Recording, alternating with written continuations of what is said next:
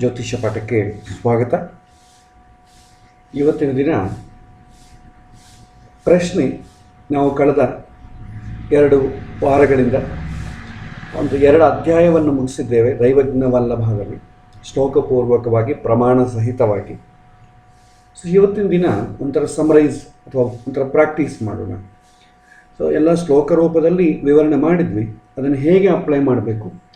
ಎಲ್ಲ ಶ್ಲೋಕಗಳನ್ನು ಕೂಡ ಒಂದೇ ಬಾರಿಗೆ ಅಪ್ಲೈ ಮಾಡಲಿಕ್ಕೆ ಆಗೋದಿಲ್ಲ. ನಮಗೆ ಡೈಲಿ ಪ್ರಶ್ನೆ ಯಾರಾದರೂ ಕೇಳಿದ್ರೆ ಹೆಚ್ಚು ಉಪಯೋಗ ಮಾಡುವುದು ಯಾವುದು, ಆ ವಿಚಾರಗಳ ಬಗ್ಗೆ ನಾವು ಹೆಚ್ಚಿಲ್ಲಿ ಚರ್ಚೆ ಮಾಡೋಣ. ನಾವು ಕಳೆದ ಬಾರಿ ಪ್ರಶ್ನೆಯನ್ನು ಸ್ಪರ್ಶ ಮಾಡುವಾಗ ದೈವಜ್ಞ ವಲ್ಲಭ 1ನೇ ಅಧ್ಯಾಯದಲ್ಲಿ 2ನೇ ಅಧ್ಯಾಯದಲ್ಲಿ ಕೆಲವು ವಿಷಯಗಳನ್ನು ನೋಡಿದ್ವಿ. 1ನೇ ಅಧ್ಯಾಯದಲ್ಲಿ ಪ್ರಶ್ನೆ ಹೇಗೆ ಕೇಳಬೇಕು, ಪ್ರಶ್ನೆ ಕೇಳುವಂಥವನ ಗುಣಗಳು ಹೇಗಿರಬೇಕು, ಅವನು ಯಾವ ರೀತಿ ಪದ್ಧತಿಯಲ್ಲಿ ಕೇಳಬೇಕು ಅಂತ ಹೇಳಿದ್ದಾರೆ. ಆದರೆ ಇವತ್ತಿನ ದಿನದಲ್ಲಿ ಪ್ರಶ್ನೆಗೆ ಅಂತ ಸಪ್ರೇಟಾಗಿ ಕೇಳಲಿಕ್ಕೆ ಯಾರೂ ಬರಲ್ಲ. ಜಾತಕವನ್ನು ತೋರಿಸುವುದಕ್ಕಾಗಿಯೇ ಬರ್ತಾರೆ, ಪ್ರಶ್ನೆಯನ್ನು ಸಪ್ರೇಟಾಗಿ ಯಾರು ಕೇಳಲ್ಲ. ಆದರೆ ಅವರು ಕೇಳುವಂಥದ್ದು ಪ್ರಶ್ನೆಯಲ್ಲಿ ನೋಡಬೇಕಾ ಅಥವಾ ಜಾತಕದಲ್ಲಿ ನೋಡಬೇಕಾ ಅಂತಂಬೋದು ನಾವೇ ಊಹಿಸಿಕೊಂಡು ನೋಡಬೇಕಾಗ್ತದೆ. ಕೆಲವಿನ ಸಮಯದಲ್ಲಿ ಮಾತ್ರವೇ ಪ್ರಶ್ನೆ ಎಂಬುದು ವರ್ಕೌಟ್ ಆಗ್ತದೆ. ಸಪ್ರೇಟಾಗಿ ಪ್ರಶ್ನೆ ಕೇಳಬೇಕು ಅಂತಂದರೆ ಅದಕ್ಕಿರುವಂಥ ಸ್ಥಿತಿಯೇ ಬೇರೆ. ಯಾವ ಸಮಯದಲ್ಲಿ ನಾವು ಪ್ರಶ್ನೆ ಚಕ್ರವನ್ನು ನೋಡಬೇಕು ಅಂತಂಬೋದು ನಮ್ಮ ಯುಕ್ತಾಯುಕ್ತ ವಿಚಕ್ಷಣೆಗಳ ಮೇಲೆ ಆಧಾರಪಟ್ಟಿರ್ತದೆ. ಯಾವ ಸಮಯದಲ್ಲಿ ಯಾರೋ ಒಬ್ಬರು ಪ್ರಶ್ನೆ ಕೇಳ್ತಾರೆ, ಅದು ಜಾತಕದಲ್ಲಿ ನೋಡಬೇಕಾ, ಪ್ರಶ್ನೆಯಲ್ಲಿ ನೋಡಬೇಕಾ, ಅಥವಾ ಅವರೇ ಒಂದು ಪ್ರಶ್ನೆ ಕೇಳಬೇಕು ಅಂತ ಸ್ಪೆಸಿಫಿಕ್ಕಾಗಿ ಬರ್ತಾರಾ. ಸ್ಪೆಸಿಫಿಕ್ಕಾಗಿ ಬಂದರೆ ಜೊತೆಗೆ ನಾವು ಜಾತಕವನ್ನು ಕೂಡ ನೋಡಬೇಕಾಗತ್ತಾ. ಈ ಥರ ಹಲವಾರು ಪ್ರಶ್ನೆಗಳು ರಿಯಲ್ ಟೈಮಲ್ಲಿ ಬರ್ತದೆ. ಸೊ ಈ ಸಮಯದಲ್ಲಿ ನಾವು ಏನು ಮಾಡಬೇಕು ಅಂತಂಬೋದು ಇಲ್ಲಿ ಪ್ರಧಾನವಾದಂಥ ವಿಷಯ. ಪ್ರಶ್ನೆ ಇವತ್ತಿನ ಕಾಲದಲ್ಲಿ ಪ್ರಶ್ನೆಯನ್ನು ಸಪ್ರೇಟಾಗಿ ಕೇಳಲಿಕ್ಕೆ ಯಾರೂ ಬರಲ್ಲ. ನಾವು ಒಂದು ವಿಷಯ ಕೇಳಬೇಕು ಅಂತಿದ್ದೀವಿ ಅಂತಾರೆ, ಒಂದು ವಿಷಯ ಕೇಳಬೇಕಿದೆ, ಒಂದು ಕೆಲವಿನ ಮಾರ್ಗದರ್ಶನ ಬೇಕಿದೆ, ಜಾತಕ ನೋಡಿಸ್ಬೇಕಿದೆ, ಇದೇ ರೀತಿಯಲ್ಲೇ ಹೇಳ್ತಾರೆ. ಹಾಗಾಗಿ ಸಪ್ರೇಟಾಗಿ ಯಾರು ಕೇಳಲಿಕ್ಕೆ ಬರೋದಿಲ್ಲ. ಸೊ ಆ ಸಮಯದಲ್ಲಿ ನಾವೇನು ಮಾಡಬೇಕಾಗುತ್ತೆ, ಅವರು ಏನು ಪ್ರಶ್ನೆ ಕೇಳಿದ್ದಾರೆ ಅದು ಪ್ರೆಸೆಂಟ್ ಇವಾಗ ಸಂಬಂಧಪಟ್ಟದ್ದ. ನಾನು ಉದ್ಯೋಗಕ್ಕೆ ಜಾಯಿನ್ ಆಗಲಾ ಬೇಡವಾ, ನಾನು ಆ ಉದ್ಯೋಗಕ್ಕೆ ಹೋಗ್ಲಾ ಬೇಡವಾ, ನಾನೇ ಅವನಿಗೆ ಸೈಟ್ ಮಾರಲಾ ಬೇಡವಾ, ಎಸ್ ಆರ್ ನೋ ಎಕ್ಸಾಕ್ಟ್ಲಿ ಹೇಳಬೇಕು. ನನ್ನ ಹೋಗುವಂತರೇ ಬೇಡ ಅಂತೀನಿ, ನನ್ನ ಕೊಡುವಂತರೇ ಬೇಡ ಅಂತೀನಿ. ಈ ಥರ ದ್ವಂದ್ವ ರೂಪವಾದಂಥ ಪ್ರಶ್ನೆಗಳೇನಾದರೂ ಇದ್ದರೆ ಆವಾಗ ಇಮಿಡಿಯೇಟ್ಲಿ ಪ್ರಶ್ನೆಯನ್ನು ನೋಡಬೇಕು. ಇದಲ್ಲದೆ ಸಾಮಾನ್ಯವಾಗಿ ಯಾವಾಗ ಮದುವೆ ಆಗುತ್ತೆ, ಎಷ್ಟು ದಿನ ಇರುತ್ತೆ, ಹೇಗಿರುತ್ತೆ ಮದುವೆ, ವೈವಾಹಿಕ ಜೀವನ ಹೇಗಿರುತ್ತೆ ಮುಂತಾದ ವಿಚಾರಗಳಿಗೆಲ್ಲ ಕೂಡ ಪ್ರಶ್ನೆ ಬೇಕಾಗಿಲ್ಲ. ಪ್ರಶ್ನೆ ಅಂದರೆ ಇಮ್ಮಿಡಿಯೇಟ್ಲಿ ನನಗೆ ಜಾತಕದಲ್ಲಿ ಹೇಗೆ ನೋಡಬೇಕೋ ಗೊತ್ತಿಲ್ಲದಾಗ ಅಥವಾ ಆ್ಯಕ್ಯುರಸಿ ಬೇಕಾದಾಗ ಪ್ರಶ್ನೆಯನ್ನು ನೋಡಬೇಕಾಗ್ತದೆ. ಸೊ ನಾನು ಅದನ್ನ ಬಗ್ಗೆ ಚರ್ಚೆ ಮಾಡೋಣ. ಸೊ ಸಮರೈಸಲ್ಲಿ ನಾವು ಕೆಲವೊಂದು ವಿಷಯ ತಿಳ್ಕೊಂಡಿದ್ವಿ. ಏನಂತಂದರೆ, ಸಾಮಾನ್ಯವಾಗಿ ಪ್ರಶ್ನೆಯನ್ನು ನೋಡೋ ಕಾಲಕ್ಕೆ ನಾವು ದೈವಜ್ಞ ವಲ್ಲಭ 2ನೇ ಅಧ್ಯಾಯದಲ್ಲಿ ಸಂಕ್ಷಿಪ್ತವಾಗಿ ಕಾಮನ್ ಆಗಿ ಕಂಡು ಬಂದಿರೋದು ಏನು ಅಂತಂದರೆ, ಯಾರಾದರೂ ಪ್ರಶ್ನೆ ಕೇಳುವ ಸಮಯಕ್ಕೆ ಅವನು ಪ್ರಶ್ನೆ ಅಂತ ಕೇಳ್ತಾನೋ ಅಥವಾ ಬೇರೆ ಥರ ಕೇಳ್ತಾನೋ, ನಾವು ಪ್ರಶ್ನೆ ಅಂತ ನಾವು ಸ್ವೀಕಾರ ಮಾಡಿದಾಗ ನಾವು ನೋಡುವ ಸಮಯಕ್ಕೆ ಏನು ಮಾಡಬೇಕು, ಆ ಪ್ರಶ್ನೆ ಹೇಳಿದ ಸಮಯಕ್ಕೆ ಲಗ್ನಕ್ಕೆ ಲಗ್ನಾಧಿಪತಿಗೆ ಶುಭ ಸಂಬಂಧ ಬಂದರೆ, ಓವರಾಲ್ ಎಲ್ಲ ಸಮರೈಸ್ ಮಾಡಿದೆ, ಲಗ್ನಕ್ಕೆ ಲಗ್ನಾಧಿಪತಿಗೆ ಶುಭ ಸಂಬಂಧ ಬಂದರೆ, ಸಂಬಂಧ ಅಂತಂದರೆ ನಾವು ಜಾತಕ ಭಾಗದಲ್ಲಿ ನೋಡಿದ್ವಿ, ಸಂಬಂಧ ಅಂತಂದರೆ ಶುಭ ಸ್ಥಾನಗಳಲ್ಲಿರೋದು, ಶುಭ ಗ್ರಹಗಳ ಜೊತೆ ಇರೋದು, ಶುಭ ಗ್ರಹಗಳು ನೋಡುವುದು, ಇದು 3 ಕೂಡ ಶುಭ ಸಂಬಂಧ ಅಂತೀವಿ. ಶುಭ ಸಂಬಂಧ ಇತ್ತು ಅಂತ ಅಂದ್ಕೊಳ್ಳಿ, ಅವನು ಏನು ಪ್ರಶ್ನೆ ಕೇಳ್ತಾನೆ ಅದು ಫುಲ್ಫಿಲ್ ಆಗಲಿಕ್ಕೆ ಅವಕಾಶ ಇದೆ. ಅದೇ ಪಾಪ ಸಂಬಂಧ ಇತ್ತು ಅಂತ ಅಂದ್ಕೊಳ್ಳಿ, ಫುಲ್ ಪಾಪ ಸಂಬಂಧ ಇದೆ, ಒಂದು ಶುಭಗ್ರಹ ಸಂಬಂಧನೂ ಇಲ್ಲ, ಅವನು ಹೇಳಿರುವಂಥ ಪ್ರಶ್ನೆ ಈಡೇರುವುದಿಲ್ಲ. ಮುಂದುವರಿಯುವುದಿಲ್ಲ ಅಂತ ಡೈರೆಕ್ಟಾಗಿ ಉತ್ತರ ಕೊಡ್ಬೋದು. ನಿಮಗೆ ಜಾತಕದಲ್ಲಾದರೆ ಇದು ಹೇಳೋದು ಕಷ್ಟ. ಈಗ ಒಬ್ಬರು ಕೇಳ್ತಾನೆ, ಜಾಬ್ ಮಾಡ್ತಾ ಇದ್ದೀನಿ ಆಚಾರ್ಯರೇ, ಹೊಸ ಒಂದು ಜಾಬು ನನಗೆ ಆಫರ್ ಬಂದಿದೆ, ಈ ಜಾಬ್ ಬಿಟ್ಟು ಹೋಗ್ಲಾ ಬೇಡವಾ? ಒಂದು ವೇಳೆ ನನಗೆ ಈಗಿರೋ ಜಾಬೇ ಚೆನ್ನಾಗಿದೆಯಾ, ನಾನು ಹೋಗೋ ಜಾಬು ತುಂಬ ಚೆನ್ನಾಗಿರುತ್ತಾ? ಇದನ್ನು ಪ್ರೆಡಿಕ್ಟ್ ಮಾಡಬೇಕು. ಜಾತಕ ಭಾಗದಲ್ಲಿ ಇದನ್ನು ಪ್ರೆಡಿಕ್ಟ್ ಮಾಡೋದು ಕಷ್ಟ, ಯಾಕೆಂದರೆ ಎರಡೂ ಕೂಡ ನೀವು ದಶಮ ಸ್ಥಾನವನ್ನೇ ನೋಡಬೇಕು. ಕರೆಂಟ್ ಜಾಬು, ಫ್ಯೂಚರ್ ಜಾಬು ಎರಡೂ ದಶಮ ಸ್ಥಾನವನ್ನೇ ನೋಡಬೇಕು. ಹಾಗಾಗಿ ಅಲ್ಲೇನಾಗ್ತದೆ, ನಿಮಗೆ ಈ ಪ್ರಶ್ನೆಗೆ ಉತ್ತರ ಕೊಡೋಕ್ಕೆ ಕಷ್ಟ. ಅದೇ ಪ್ರಶ್ನೆಯಲ್ಲಾದರೆ ಈ ಜಾಬಲ್ಲೇ ಇರು, ಹೋಗೋ ಜಾಬ್ ಚೆನ್ನಾಗಿರಲ್ಲ, ಅಥವಾ ನೀನು ಹೊಸ ಹೋಗೋ ಜಾಬ್ ತುಂಬ ಚೆನ್ನಾಗಿರುತ್ತೆ ಅಂತ ಪ್ರೆಡಿಕ್ಟ್ ಮಾಡಲಿಕ್ಕೆ ಅವಕಾಶ ಇದೆ. ಒಂದು ನಿಮಿಷ, ವಾಯ್ಸ್ ತುಂಬ ಲೋ ಇದೆ ಅಂತ ಹೇಳ್ತಿದ್ದಾರೆ, ಒಂದು ನಿಮಿಷ. ವಾಯ್ಸ್ ಕಟ್ ಆಗಿದೆ. ಓಕೆ, ಒಂದು ಸಲ ಚೆಕ್ ಮಾಡಿ. ವಾಯ್ಸ್ ಎಲ್ಲರಿಗೂ ಕಟ್ ಆದರೆ ನಾನು ಒಂದು ಸಾರಿ ರೀಕನೆಕ್ಟ್ ಮಾಡ್ತೇನೆ. Okay okay fine. Okay, so recorded session ಇರ್ತೀವಿ, ಯಾವುದನ್ನು ಮಿಸ್ ಆದರೆ ರೆಕಾರ್ಡೆಡ್ ಸೆಷನ್ ಕೂಡ ನೋಡ್ಬೋದು, ತೊಂದರೆ ಇಲ್ಲ. ಓಕೆ, ಇಲ್ಲಿ ಮುಖ್ಯವಾಗಿ ಏನು ಅಂತಂದರೆ, ಲಗ್ನಾಧಿಪತಿಗೆ ಶುಭ ಸಂಬಂಧ ಬರಬೇಕು. ಶುಭ ಸಂಬಂಧ ಬಂದರೆ ಅವ್ರಿಗೆ ಏನೇ ಪ್ರಶ್ನೆ ಕೇಳಿ ಅದು ಅನುಕೂಲ ಆಗ್ತದೆ. ಕೆಲವೊಮ್ಮೆ ಪ್ರಶ್ನೆ ಕೇಳುವುದಿಲ್ಲ, ಮನಸ್ಸಲ್ಲೇ ಇಟ್ಕೊಂಡು ನಾನು ಅದು ಅಂದ್ಕೊಂಡಿದ್ದೇನೆ, ಅಂದುಕೊಂಡ ಕೆಲಸ ಆಗುತ್ತಾ ಇಲ್ಲ ಅಂತ ಕೇಳ್ತಾರೆ. ಇದನ್ನೇಂತೀವಿ ನಾವು ಮೌನ ಪ್ರಶ್ನೆ ಅಂತ ಕರಿತೀವಿ. ಸೊ ಈ ಥರ ಪ್ರಶ್ನೆ ಕೇಳಿದಾಗ ಲಗ್ನ ಚೆನ್ನಾಗಿತ್ತು ಅಂದ್ಕೊಳ್ಳಿ, ಆಗತ್ತೆ ಅಂತ ಹೇಳಬೇಕು. ಲಗ್ನಕ್ಕೇನಾದರೂ ಪಾಪಗ್ರಹ ಸಂಬಂಧ ಬಂತು ಅಂತಂದರೆ ಕೆಲಸ ಈಡೇರುವುದಿಲ್ಲ ಅಂತ ಹೇಳಬೇಕು. ಪ್ರಾಕ್ಟಿಕಲಿ ಕೆಲವೊಮ್ಮೆ ಏನಾಗ್ತದೆ, ಶುಭ ಸಂಬಂಧವೂ ಬರುತ್ತೆ, ಪಾಪ ಸಂಬಂಧವೂ ಬರುತ್ತೆ. ಆವಾಗ ನಾವೇನು ಮಾಡ್ತೀವಿ, ಶುಭ ಸಂಬಂಧ ಜಾಸ್ತಿ ಬಲವಾಗಿದೆಯಾ, ಪಾಪ ಸಂಬಂಧ ಜಾಸ್ತಿ ಬಲವಾಗಿದೆಯಾ ಅಂತ ಒಂದು ಕನ್ಕ್ಲೂಷನ್ ಬರಬೇಕು. ಶುಭ ಸಂಬಂಧನೇ ಬಲವಾಗಿದೆ ಅಂತ ಅಂದುಕೊಳ್ಳಿ, ಅಂದರೆ ಪಾಪಗ್ರಹಗಳಿಗಿಂತಲೂ ಒಂದು ಪಟ್ಟು ಶುಭ ಸಂಬಂಧ ಚೆನ್ನಾಗಿದೆ. ಈಗ ಲಗ್ನಾಧಿಪತಿ ವೃಷಭ ಲಗ್ನ ಆಗಿದೆ, ಲಗ್ನವನ್ನು ಶನಿ ನೋಡ್ತಾ ಇದ್ದಾನೆ, ಗುರು ನೋಡ್ತಾ ಇದ್ದಾನೆ. ಶನಿ ನೋಡ್ತಾ ಇರೋದು, ಗುರು ನೋಡ್ತಾ, ಎರಡೂ ಕೂಡ ಲಗ್ನ ನೋಡ್ತಾ ಇದ್ದಾಗ ಯಾವುದು ಬಲ ಜಾಸ್ತಿ ಅಂತಂದಾಗ ಶನಿ ತನ್ನ ಶತ್ರು ಕ್ಷೇತ್ರದಲ್ಲಿದ್ದಾನೆ, ಗುರು ತನ್ನ ಮಿತ್ರ ಕ್ಷೇತ್ರದಾದಂಥ ವೃಶ್ಚಿಕದಲ್ಲಿದ್ದಾನೆ. ಇಬ್ಬರು ಇದರೇನೆ ಸಪ್ತಮದಲ್ಲಿ ನೋಡ್ತಾರೆ. ಹಾಗಾಗಿ ಶನಿಗಿಂತಲೂ ಗುರು ಸ್ವಲ್ಪ ಕಂಫರ್ಟಬಲ್ ಆಗಿದ್ದಾನೆ. ಆವಾಗ ನಾವೇನು ಮಾಡ್ತೀವಿ, ಆಗ್ಲಿಕ್ಕೆ ಅವಕಾಶ ಜಾಸ್ತಿ ಇದೆ. ಪಾಪಗ್ರಹ ದೃಷ್ಟಿ ಇರೋದು ಕೂಡ ಕಷ್ಟದ ಮೇಲೆ ಆಗ್ತದೆ, ಅಂದರೆ ಸ್ವಲ್ಪ ಕಷ್ಟ ಆಗ್ತದೆ ಅಂತ ಹೇಳೋ ಬದಲು ಎಫರ್ಟ್ ಜಾಸ್ತಿ ಹಾಕಿದ್ರೇ ಆಗ್ತದೆ ಅಂತ ಹೇಳ್ತೀವಿ. ಯಾಕೆಂದರೆ ಅವನನ್ನು ಸ್ವಲ್ಪ ಎಲಿವೇಟ್ ಮಾಡಬೇಕು, ಪಾಸಿಟಿವ್ ಸೈಡ್ ತಗೊಂಡು ಹೋಗ್ಬೇಕು. ಕಷ್ಟ ಆಗತ್ತೆ ಅಂತಂದರೆ ಕೆಲವೊಮ್ಮೆ ಏನಾಗ್ತದೆ, ಕಷ್ಟಗಳನ್ನೆಲ್ಲ ರಿಸ್ಕ್ ಯಾಕಪ್ಪ ತೊಗೊಳ್ಬೇಕು ಅಂತ ಸ್ವಲ್ಪ ಜನ ಬಿಟ್ಟು ಬಿಡ್ತಾರೆ. ಜೀವನದಲ್ಲಿ ರಿಸ್ಕ್ ತೊಗೊಳ್ಳೋದ್ರೆ ಯಾವುದೂ ಆಗೋದೇ ಇಲ್ಲ. ಅದಕ್ಕೆ ನಾವೇನು ಮಾಡ್ತೀವಿ, ಕಷ್ಟ ಆಗತ್ತೆ ಅಂತ ಹೇಳೋದಕ್ಕೆ ಬದಲು ಎಫರ್ಟ್ ಜಾಸ್ತಿ ಬೇಕಾಗ್ತದೆ, ಸುಲಭವಾಗಿ ಆಗುವಂಥ ಕೆಲಸ ಅಲ್ಲ ಅಂತ ಹೇಳ್ತೀವಿ. ಆವಾಗ ಅವನಲ್ಲಿರುವಂಥ ಟ್ಯಾಲೆಂಟ್ ಎಕ್ಸ್ಪೋಸ್ ಆಗುತ್ತೋ ಇಲ್ವೋ ಅಂತ ಅವ್ನು ನೋಡಿಕೊಡ್ತಾನೆ. ಸೊ ಹಾಗೆ ವರ್ಡ್ಸ್ ಕೂಡ ತುಂಬ ಪಾಸಿಟಿವ್ ಆಗಿ ಬಳಸಬೇಕಾಗ್ತದೆ. ನೆಗೆಟಿವ್ ಅವನನ್ನು ಈ ಒಂದು ಕೆಳಗೆ ಅವನು ತುಂಬ ಮೆಂಟಲಿ ವೀಕ್ ಮಾಡೋ ಥರ ಯಾವ ವರ್ಡು ಜ್ಯೋತಿಷ್ಯದಲ್ಲಿ ಬಳಸಬಾರ್ದು. ಈ ಜಾತಕ ಚೆನ್ನಾಗಿದ್ರೂ ಚೆನ್ನಾಗಿಲ್ಲದೇ ಇದ್ರೂ ಅವನ ಪ್ರಯತ್ನಶೀಲನಾಗಿರಬೇಕಾದ್ರೆ ಏನು ಬಳಸಬೇಕು ಅಂಥ ವರ್ಡ್ಸೇ ಜ್ಯೋತಿಷ್ಯವನ್ನು ಬಳಸಬೇಕು. ಇದು ತುಂಬ ಎಚ್ಚರಿಕೆ, ಏಕೆಂದರೆ ನಮ್ಮ ಮಾತುಗಳೇ ಅವನಲ್ಲಿ ತುಂಬ ಪ್ರಭಾವವನ್ನು ತೋರಿಸುತ್ತೆ, ತುಂಬ ಪ್ರಭಾವ ತೋರಿಸುತ್ತೆ. ನಾವೇನೋ ಅಂದ್ಕೊಳ್ತೇವೆ, ಒಂದು ಸಣ್ಣ ವರ್ಡೇ ಇರುತ್ತೆ, ನಾವು ಅನ್ಬೋದು ಅಜಾಮಿಳೋಪಾಖ್ಯಾನದಲ್ಲಿ ಅಜಾಮಿಳ ನಾರಾಯಣ ಅಂತಂದ, ನಾರಾಯಣ ಅಂತಂದಕ್ಕೆ ವಿಷ್ಣು ಭಕ್ತರು ಬಂದ್ಬಿಟ್ರು. ಸೊ ಇಲ್ಲಿ ನಮ್ಮ ಲೌಕಿಕ ಜೀವನದಲ್ಲಿ ನೋಡಿದ್ರು ಕೂಡ, ಸರ್ ನೀವು ಆಫೀಸಲ್ಲಿ ಬಾಸ್ ಇರ್ತಾನೆ, ಬಾಸ್ ಏನು ಪಾಪ ಏನೋ ಪೇಪರ್ಸ್ ಬೇಕು ಅಂತ ಕೇಳಿದ್ದಾನೆ. ನೀವು ತೊಗೊಂಡೋಗಿ ರೂಮಲ್ಲಿ ಹೋಗಿ, ಸರ್ ನೀವು ತಾವು ಪೇಪರ್ಸ್ ಕೇಳಿದ್ರಿ ಅಲ್ವಾ, ತಗೊಳ್ಳಿ ಅಂತ ಕೊಟ್ಟರೆ ಹೇಗಿರುತ್ತೆ? ತಾವು ಅಂತಂಬ ವರ್ಡ್ ಯೂಸ್ ಮಾಡಿದ್ರಿ.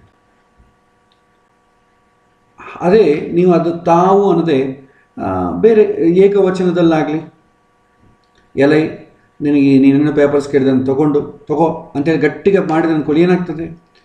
ನೆಕ್ಸ್ಟ್ ಡೇನೇ ಟ್ರಾನ್ಸ್ಫರ್ ಆರ್ಡ್ರ್ ಆಗಲಿ, ಡಿಸ್ಮಿಸ್ ಆರ್ಡ್ರ್ ಆಗಲಿ ಇರ್ತದೆ. ಒಂದೇ ಒಂದು ವರ್ಡ್ ಡಿಫ್ರೆನ್ಸಿಗೆ ಅಷ್ಟಾಗ್ತದೆ, ಒಂದೇ ವರ್ಡ್. ಹಾಗಾಗಿ ನಾವು ಮಾತಾಡೋ ಒಂದೊಂದು ವರ್ಡು ಈ ಜ್ಯೋತಿಷ್ಯ ಕೇಳುವಂಥವನು ಬರ್ತಾನಲ್ಲ, ಅವನ ಮನಸ್ಸಿನ ಮೇಲೆ ತುಂಬ ಪ್ರಭಾವ ತೋರಿಸುತ್ತೆ. ಅದಕ್ಕೆ ಯಾವ ವರ್ಡ್ ಬಳಸಿದ್ರೆ ಹೇಗೆ ಮಾಡಬೇಕು ಅಂತಂಬೋದು ತುಂಬ ಎಚ್ಚರ ವಹಿಸಬೇಕಾಗ್ತದೆ ನಾವು. ಇಲ್ಲಿ ನಾವು ನೋಡಿದಾಗ ಶುಭ ಗ್ರಹಗಳ ಸಂಬಂಧ ಬಂದರೆ ಅನುಕೂಲ ಅಂತ ಹೇಳಿ, ಪಾಪಗ್ರಹಗಳ ಸಂಬಂಧ ಬಂತ ಪ್ರತಿಕೂಲ ಅಂತ ಹೇಳಿ, ಇಲ್ಲ ಶುಭಗ್ರಹ ಸಂಬಂಧ ಎರಡೂ ಇದೆ, ಕಷ್ಟದ ಮೇಲೆ ಕೆಲಸ ಆಗತ್ತೆ ಅಂತ ಕೇಳಿ. ಅಸಲು ಶುಭಗ್ರಹ ಸಂಬಂಧ ಇಲ್ಲ, ಪಾಪಗ್ರಹ ಸಂಬಂಧ ಇಲ್ಲ, ಪ್ರಯತ್ನ ಮಾಡ್ರೆ ಆಗತ್ತೆ ಅಂತ ಹೇಳಿ. ಯಾವ ಸಂಬಂಧವೂ ಇಲ್ಲ ಅಂದರೆ ಯಾವ ಸಂಬಂಧವು ಅವನ ಪ್ರಶ್ನೆ ಕೇಳಿದಾಗ ಲಗ್ನ ಶುಭವಾಗೂ ಇಲ್ಲ ಪಾಪವಾಗೂ ಇಲ್ಲ, ತಟಸ್ಥವಾಗಿದೆ. ಆ ಸಮಯದಲ್ಲಿ ಏನು ಹೇಳ್ತೀವಿ, ಹೆಚ್ಚಿನ ಪ್ರಯತ್ನ ಬೇಕಾಗುತ್ತೆ ಅಂತ ಹೇಳಿ ನಾವು ಫಸ್ಟ್ ಪ್ರಯತ್ನ ಮಾಡಲ್ಲ, ಆ ಥರ ಇರುತ್ತೆ. ಸೊ ಈಗ ಪ್ರಾಕ್ಟಿಕಲ್ ಒಂದು ಕೇಸ್ ನೋಡೋಣ. ಸೊ ಜಾತಕವನ್ನು ನಾನು ಇವತ್ತು ಈಗಿನ ಸಮಯದಲ್ಲಿ ತಗೊಳ್ತೇನೆ. ಇವತ್ತು 28ನೇ ತಾರೀಕು ಆಗಸ್ಟ್ 2020. ಸಮಯ 7:12 ಆಗಿದೆ. ಅದನ್ನೇ ಹಾಕ್ತೇನೆ. ಸೊ ಇದು ಚಕ್ರ ನೋಡಿ, ಇದು ಪ್ರಶ್ನೆ ಚಕ್ರ. ಇಲ್ಲಿ ಪ್ರಶ್ನೆ ಕೇಳುವ ಸಮಯದಲ್ಲಿ ಸಿಂಹ ಲಗ್ನ ಆಪರೇಟ್ ಆಗ್ತಾ ಇದೆ. ಲಗ್ನದಲ್ಲೇ ಸೂರ್ಯ ಬುಧ ಇದ್ದಾನೆ.